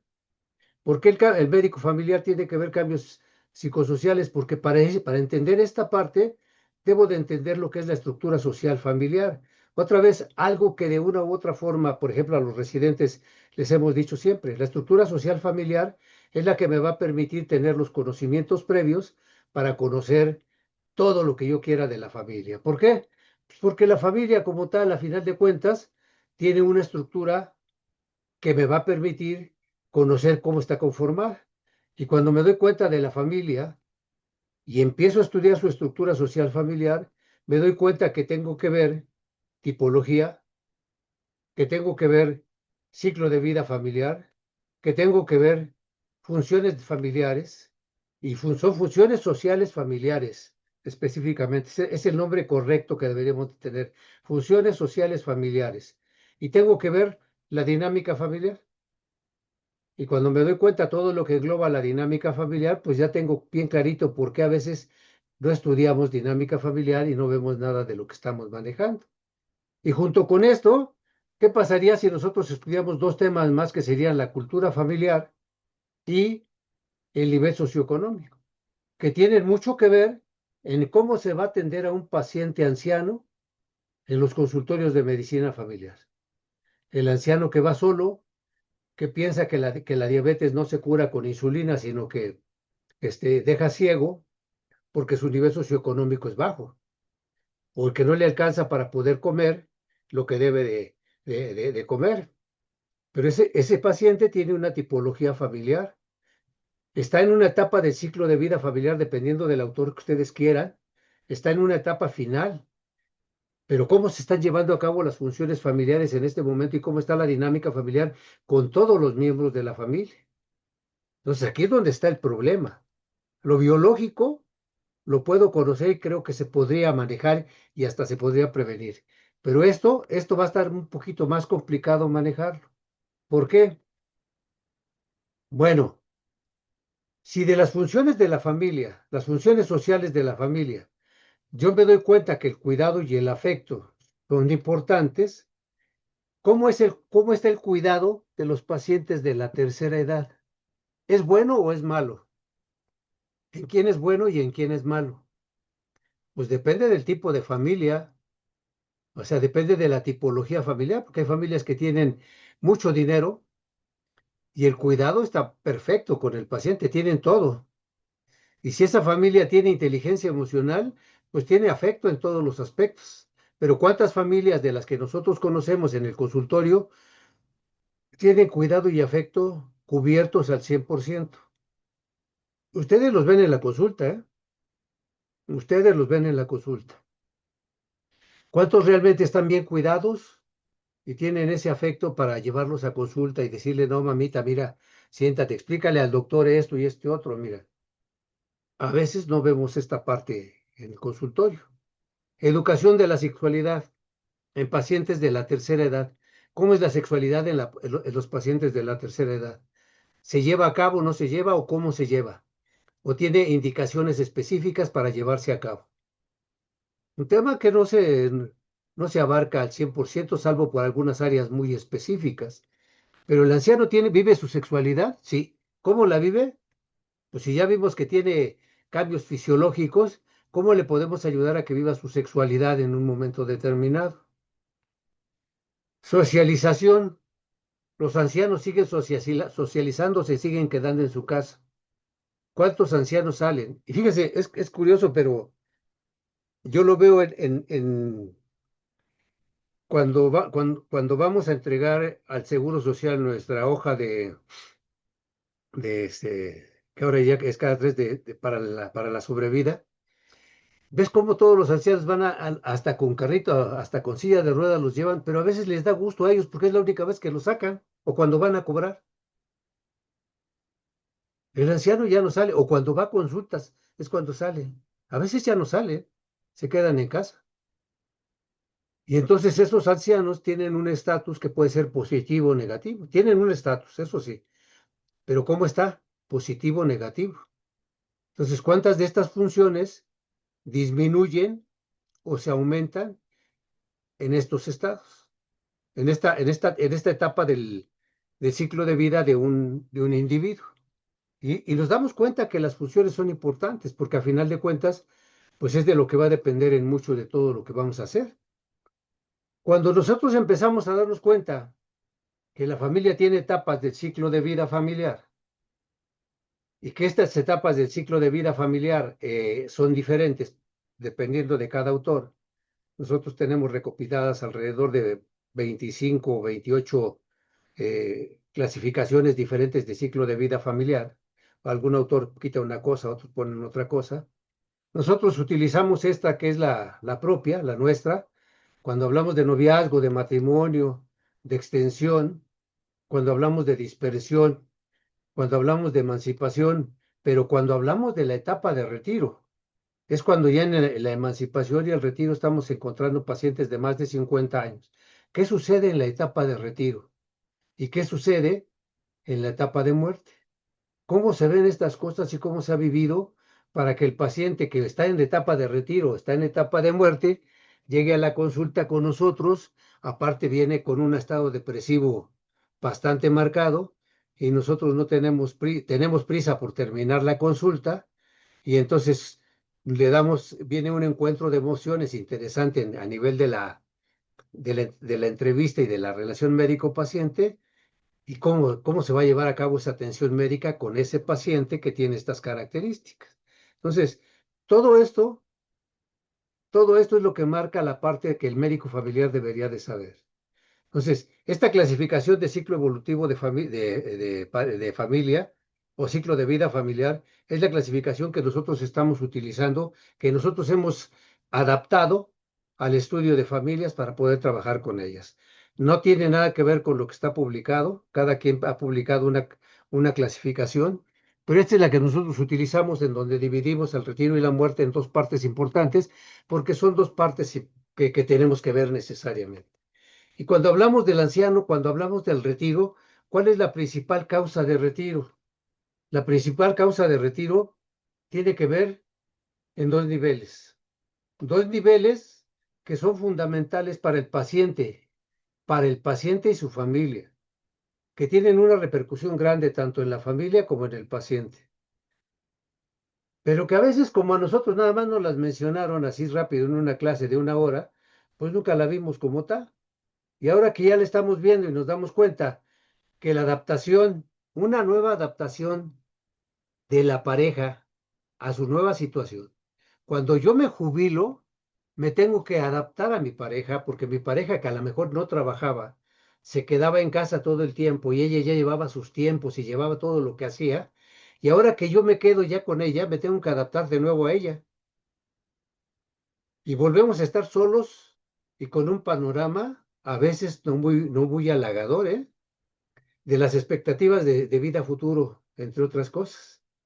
Por ejemplo, si cuando yo me jubilo, generalmente mis hijos ya se van a trabajar o se van a la escuela o ya se casaron y ya estamos solos. Si ya estamos solos, ¿cómo estamos viviendo? ¿Cuál es la parte que nos toca vivir ahora? Pues ahora me tengo que adaptar de nuevo yo a mi pareja y mi pareja a mí. Yo tengo que adaptarme a los tiempos que mi pareja tenga en casa y a los tiempos que ella tenga, que yo pueda marcar, porque al final de cuentas yo voy a querer atención en la casa que no me van a dar tan fácilmente porque las reglas de la casa están hechas por la mujer y para la mujer, porque es su casa, al final de cuentas. Y entonces nos damos cuenta que aquí empieza a haber un choque prácticamente por parte del paciente que se jubila. Y ustedes analicen bien lo que sucede con la jubilación y se van a dar cuenta que esto sucede. Entonces la jubilación se presenta en estas dos etapas. Y es una pérdida importante. Fíjense cómo muchos jubilados a veces siguen yendo a las clínicas, a los hospitales, a platicar con su gente, porque en su casa no se hallan. Y cómo prefieren salir allá a sus centros de trabajo a ver qué es lo que pasa. En algunos casos, no es en el caso de los que trabajamos en el IMSS, pero en algunos de los casos, la disminución de ingresos es importante. Y disminuye el ingreso porque no les pagan al 100%. A veces, por ejemplo, los trabajadores del gobierno no tienen el 100%, tienen menos del 100%, que es la gran lucha social que tienen actualmente los maestros y una parte importante de los sectores de la sociedad. Una deuda histórica que se tiene con esos trabajadores para tener un ingreso que les permita vivir honradamente, honrada y honestamente y sin sobresaltos en esta etapa. Y luego aparte viene otro aspecto importante que nos viene a tocar, el estatus social. Como ya somos jubilados, como ya no tenemos, muchos ya no tenemos consulta, muchos ya no nos dedicamos a otra cosa, muchos ya no salen de casa, otros siguen siendo activos, obviamente el estatus social disminuye. Y en tu gremio más, en México estamos acostumbrados a que los jubilados pues representan un grupo de gentes que ya no se aprovecha. Son muy pocos los casos en donde se aprovecha el nivel de conocimientos y la expertise de los jubilados. Entonces, obviamente esto en lo personal a veces afecta más a esos pacientes. La relación con sus compañeros y de su ocupación, pues es lo que les digo, o sea, por ejemplo, el otro día hablaba con un compañero que es psiquiatra, y me decía, es que yo desde que me jubilé ya nadie me toma en cuenta para dar clase. Pues no, porque como saben que ya te jubilaste y hay que hacer esfuerzos grandes para poder estar al frente, por lo menos para saber que ahí estamos. Entonces, ¿cómo vive un paciente de 60 años o más de 60 años que se jubila primero? ¿Y por qué muchos pacientes que ya tienen más de 60 años no se quieren jubilar? ¿Qué esperan de su ritmo de vida? ¿Y cómo los atendemos en la consulta de medicina familiar? Es una pregunta que ahí está, ¿eh? y que todavía esperamos que nos las conteste. Porque esta es la parte donde está vivo el paciente. Esta es la parte donde está vivo. Y dependiendo de cómo haya sido su ciclo de vida familiar y cómo llegue hasta aquí, es como lo vamos a encontrar. Y si él no tuvo la capacidad suficiente de haber hecho o haber educado a sus hijos con inteligencia emocional, ¿cómo llegamos hasta este momento? Fíjense, si es una unión de pareja disarmónica, cuando hagan una recapitulación de lo que ha sido su vida y sus hijos, se van a culpar mutuamente y eso los va a llevar a la depresión. Entonces, estamos viendo muchos casos de depresión y de disfunción familiar, en donde el papá y la mamá se hablan porque van a la consulta los dos juntos y porque viven juntos, pero que ya tienen un divorcio moral desde hace mucho tiempo. Hay una culpa mutua porque a lo mejor no hicieron lo que querían con los hijos o a lo mejor sí lo hicieron, pero pues no, el principal dato que tenemos es la depresión y a veces no buscamos la causa de la depresión en estos pacientes. Solamente los llenamos de chochos o se los mandamos al psiquiatra o se los mandamos a algún otro médico para que lo ayude, pero no buscamos la causa de la depresión. Y si nosotros pudiéramos buscar la causa de la depresión sería mucho más fácil. Si es un retorno armónico a la vida en pareja, si las dos parejas se llevan bien, pues va a haber una recapitulación. Puede ser que tengan dos caminos. Si se desespera porque van a vivir ahora solos y van a tener que ayudarle a sus hijos o no ayudarles, pues puede ser que haya ayuda y apoyo mutuo. Entonces, estos pacientes van a llegar a las consultas siempre los dos juntos, apoyándose los dos. Igual, si esa recapitulación los lleva a sentirse satisfechos con lo que han hecho con sus hijos y con su familia, pues les va a dar un apoyo mutuo muy específico y muy concreto. ¿Cómo se lleva a cabo todo esto? Pues a través de las diferentes etapas del ciclo de vida familiar, a través de lo que nosotros llamamos en el estudio del ciclo de vida familiar, desarrollo familiar. ¿Y cómo se desarrolla una familia? Pues a través de su funcionamiento y de sus funciones familiares, que es donde está el problema principal de todo lo que conocemos. Y entonces, una familia que tiene un regreso armónico, un retorno armónico, siempre va a tener apoyo mutuo. Y este apoyo en estas etapas, en los pacientes ancianos o en los pacientes grandes, se siente por la pareja y se siente por los hijos. ¿Qué pasa con la muerte? Híjole, este es un tema que yo les decía, en medicina familiar, pocos médicos lo manejan y de los pocos médicos que lo manejan, a veces lo sufren mucho, lo sufrimos mucho, pues porque te involucras tanto que lo vives con ellos.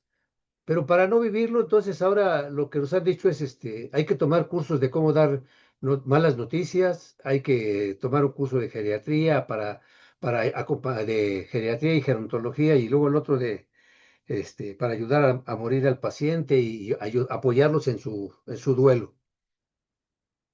Esto son todos los recursos que tenemos para la muerte, para ayudarnos nosotros en la muerte. Pero fíjense,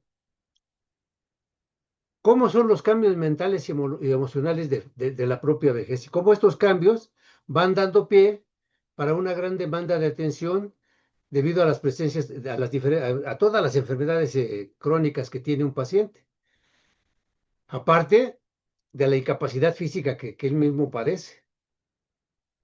Y en otros casos, cuando se van dando cuenta que sus compañeros de edad empiezan a fallecer. Y cuando un compañero de tu generación fallece, lo primero que te preguntas, ah, caray, tenía un año menos que yo, dos más que yo, o éramos de la misma edad, ya se fue, híjole, a lo mejor yo ya pronto me voy a ir también. Y estos cambios emocionales en la vejez me predisponen más a estrés, ansiedad, angustia y depresión. Más diabetes, más hipertensión arterial, más obesidad, más disfunción familiar. Pues ¿cuántos problemas tiene el paciente? Tiene un montón. El problema es que nada más viene por sus medicamentos, hay que darle sus medicamentos nada más, ¿sí? La muerte de la relación de pareja o el divorcio moral que nos llamamos nosotros un divorcio moral cuando la muerte de la relación de pareja por un mal desarrollo y falta de objetivos dentro del ciclo de vida familiar se presenta y hace una relación disarmónica o una relación disfuncional para que esa pareja no se lleve de manera adecuada.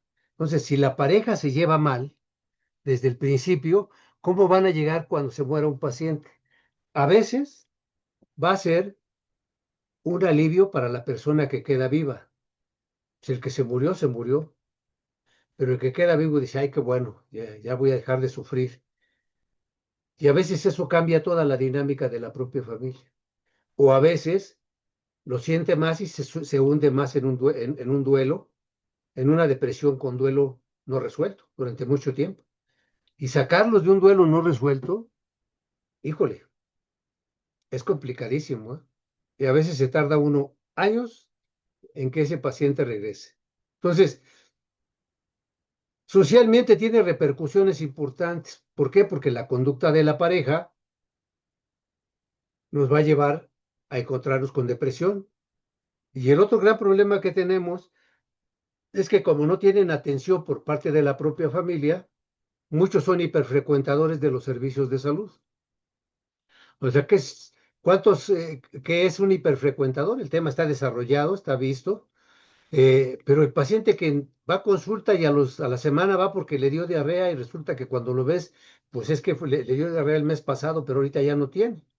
O que se le olvidó otro medicamento que le hacía falta que no tenía y es otra consulta más. Entonces, ¿qué pasa con los pacientes hiperfrecuentadores de servicios y con la depresión en pacientes de esta edad cuando alguien ha muerto? ¿Y qué pasa cuando vemos la presencia de enfermedades crónico-degenerativas que se juntan con alteraciones del estado de ánimo? O sea, ¿cómo vemos al paciente con enfermedades crónico-degenerativas y deprimido? Y a veces esta depresión lleva al paciente a pensar que puede perder la vida. Y si me muero, doctor, voy a venir hasta dentro de mes y medio que usted me está dando la consulta y si me pasa algo, ¿qué voy a hacer? Entonces, aquí viene la parte que yo les decía hace un rato. Inteligencia emocional del médico más comunicación interpersonal con el paciente, ganarse buena confianza del paciente y poder ayudarlo de una manera más clara. Relación médico-paciente adecuada. ¿Por qué? Porque esto nos va a llevar a tener un buen equilibrio con la propia familia y con el médico. Entonces, fíjense cómo puede presentarse en pequeños elementos lo que vamos a ver, y que es poquito lo que estamos presentando nosotros, ¿no? Hay más todavía. El paciente que se queda solo y que no hay quien lo lleve a consulta y que a veces tiene que recurrir a sus redes de apoyo familiar, si es que tiene redes de apoyo familiar, porque a veces los hijos ya se fueron o ya lo sacaron de la casa y va a consulta. ¿Y a qué va a consulta con nosotros? ¿Realmente va a control o va a que lo escuchemos? Porque por ahí los libros dicen que para tener una buena relación médico-paciente hay que tener una escucha empática. Pues, yo digo que no es tanto una escucha empática, sino una atención al paciente.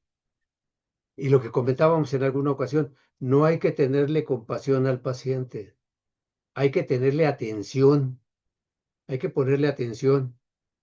Obviamente cuando logramos esto, fíjense cómo el paciente va a llegar con una crisis con nosotros y no es necesario ponerle paranormativo o no paranormativa, sino saber cómo resolver esa crisis que lleva ese paciente, ¿sí?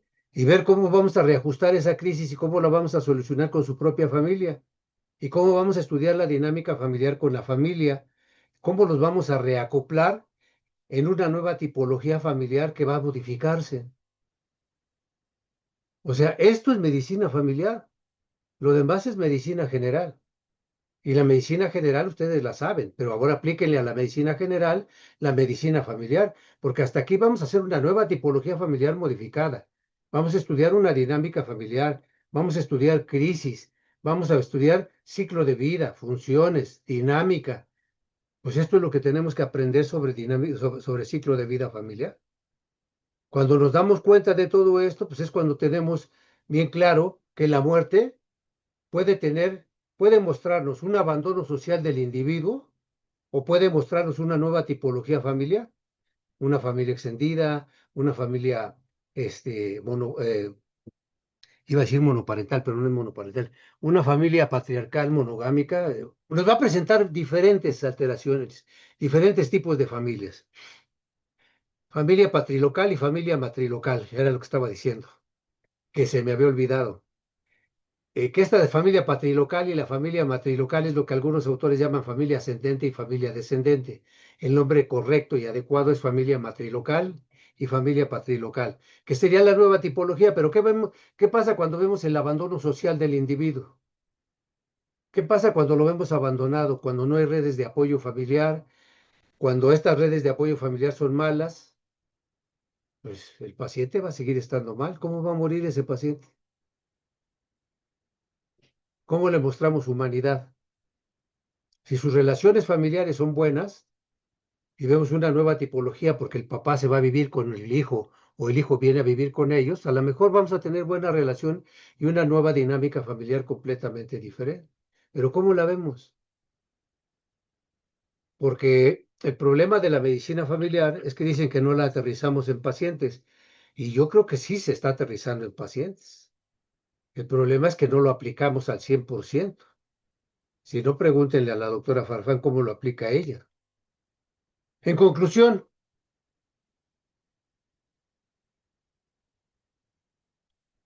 hay cambios biopsicosociales individuales y de familia. Los cambios biológicos es una obligación del médico sabérselos. Los cambios psicosociales son la, la parte del ser del especialista en medicina familiar. Si nosotros tenemos cambios biopsicosociales, como las funciones de la familia las conocemos y aparte conocemos el ciclo de vida familiar, podemos entender qué es lo que sucede con cualquier paciente que nos presente no solamente de tercera edad, sino desde la primera infancia hasta la última, desde las primeras edades hasta la última. El problema es que no estamos aplicando esto porque no, ya nos está enseñando. Y lo que viene creo que es un poquito más grave. Ya no se va a enseñar. Entonces, si nosotros no ponemos en práctica eso, la especialidad tiene un factor de riesgo altísimo para muchas cosas. Pero esta es la parte importante. Esto es lo que nosotros teníamos que ver. ¿Por qué? Porque la fase de retiro y muerte es tan importante en el desarrollo del individuo, en la tercera edad que está plagada de cambios, crisis, regresiones, ajustes, nuevos roles. Esto nos va a crear nuevas tipologías familiares, pero también hace que el individuo funcione de una manera muy particular. Y el individuo al funcionar de manera particular puede ser autosuficiente o puede ser dependiente. Y la mayor parte de nuestros pacientes de tercera edad son dependientes. ¿Por qué? Porque en México el anciano todavía nos falta que nos valoren mucho en muchos aspectos. Y digo que nos valoren porque yo ya estoy a algunos meses por llegar a ya los 70, entonces yo ya estoy en esta etapa, ¿eh? Así es que se los digo porque yo lo vivo cuando voy a la consulta de medicina familiar y cuando voy a la consulta de especialidades a centro médico. Dependiendo de cómo esté la ayuda, es como nos damos cuenta de cómo se vive. Pero tenemos una manera muy particular de vivir. El anciano en México tiene una manera muy particular de vivir. Así es que, sin entrar en grandes temas, creo que con esto podríamos dar un panorama general y nos ponemos a su consideración.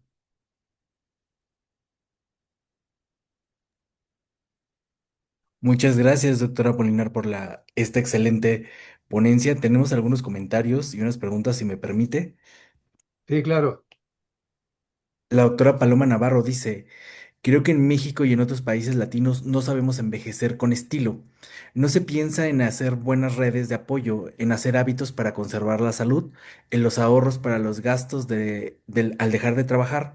Entonces, no solo hay que reservar no solo hay reservas fisiológicas, sino también reservas en el apoyo familiar, en la relación de pareja, en dónde buscar atención médica, en cómo lidiar emocionalmente con esta etapa de nido vacío.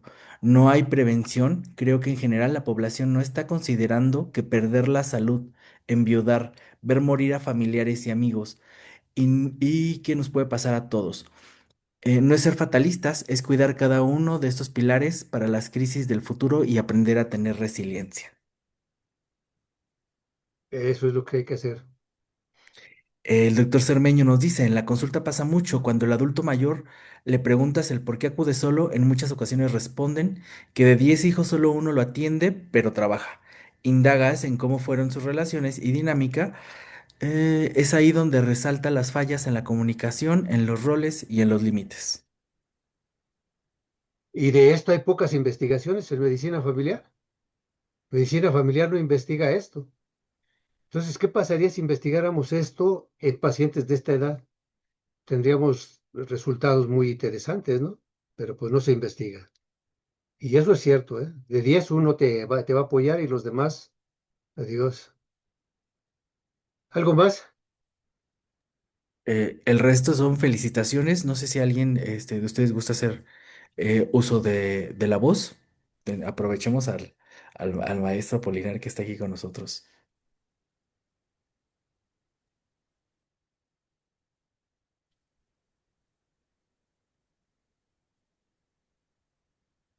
Yo solamente, si me permiten el uso de la palabra, doctor, Adelante. la verdad es que, vaya, puntualizado y descrito el tema del adulto mayor. Y le decimos adulto mayor, pero es la evolución, es nuestra evolución como ser humano, como persona, como entidad social, ¿no?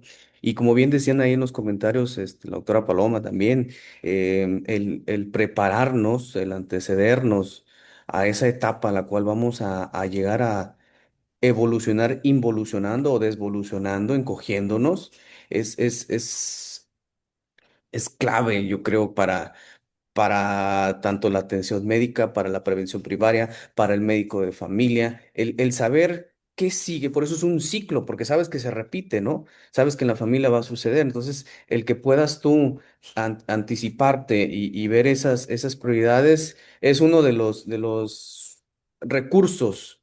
Que nos brindan estas grandes herramientas que el médico de familia tiene que ir implementando a lo largo de su trayectoria, ¿eh? No solo desde que está en la formación, sino que una vez que egresa, que se recibe y que ya está activo, ya está como un operativo más, tanto en la institución como en lo privado. A mí, yo en lo personal, en lo privado, me gusta mucho implementar herramientas para obtener resultados, sabes que ni siquiera son esperados, raros, distintos, ¿no?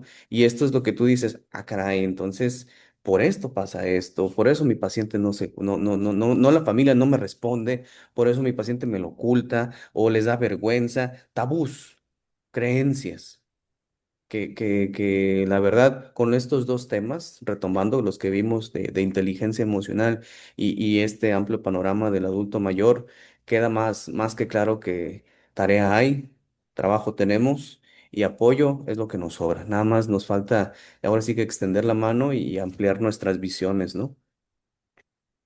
Así es. De hecho, yo me siento un ser agradecido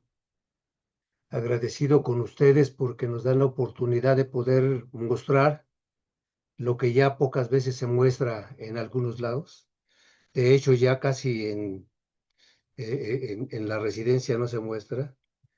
Los congresos son congresos clínicos, ya no son congresos de medicina familiar. Acaba de pasar el Congreso Nacional de Residentes, terminó ayer, y solamente dos grandes personajes de la medicina familiar estuvieron allá, el doctor Luna y la doctora Farfán. Dos temas de todos los demás que se dieron que fueron clínicos. Entonces, me siento agradecido y les agradezco a ustedes que me den la oportunidad de presentar esta utopía que sigue caminando, que algún día espero dé resultados, y si no da resultados, espero que algún día salga alguien más que realmente ame la medicina familiar, porque vuelvo a recalcar dos cosas. Necesitamos más médicos útiles, más especialistas en medicina familiar útiles, antes que importantes. Y dos, necesitamos especialistas en medicina familiar y no solamente médicos familiares. Necesitamos especialistas en medicina familiar y no solamente médicos familiares. Médicos familiares cualquiera lo puede ser, pero un especialista no cualquiera lo es. Y eso es lo que nos falta. Por eso me siento agradecido, les doy las gracias y si hay oportunidad más adelante de compartir, con todo gusto seguiremos participando con ustedes. Maestro Polinar, muchas gracias por esta clase del día de hoy. Por supuesto, yo creo que aquí nuestros anfitriones van a tomarlo en cuenta y creo que todos encantados de escuchar sus ponencias y que comparta sus conocimientos y experiencia con nosotros. Muy bien, pues a los que nos están todavía escuchando, que no se nos han dormido, yo espero que temas, no, esto es de deleite escucharlos y presenciarlos. Favorzote nada más a los que todavía no se presentes, enciendan sus cámaras para la foto final del grupo. Ya sé que estas dinámicas modernas no nos acongojan, pero nos comprometen. Entonces, a ver, todos a la cuenta de tres. Decimos whisky con la camarita, ya está pase de lista, ya estuvo la asistencia. A los que nos acompañaron por primera vez, los invitamos a unirse a este grupo y las demás sesiones. Los invitamos para la próxima, que también se va a transmitir vía Zoom, pero dos de nuestros ponentes van a estar presenciales aquí en Nayarit. Les deseamos una muy bonita noche. Disfruten su sábado, pásenlo rico, pásenlo en familia, porque tengo un muy viejo maestro que decía que la medicina familiar se escribe con letras mayúsculas y en dorado. Entonces, se lo transmito como me los dijo y que les vaya muy bien. Muchísimas gracias por acompañarnos. Que descansen, doctor. Siempre es un gusto, siempre es un honor tenerlo. Muchas gracias. Que Estamos a la descansen, orden. cuídense mucho todos. Gracias. Gracias, que tengan buena noche todos.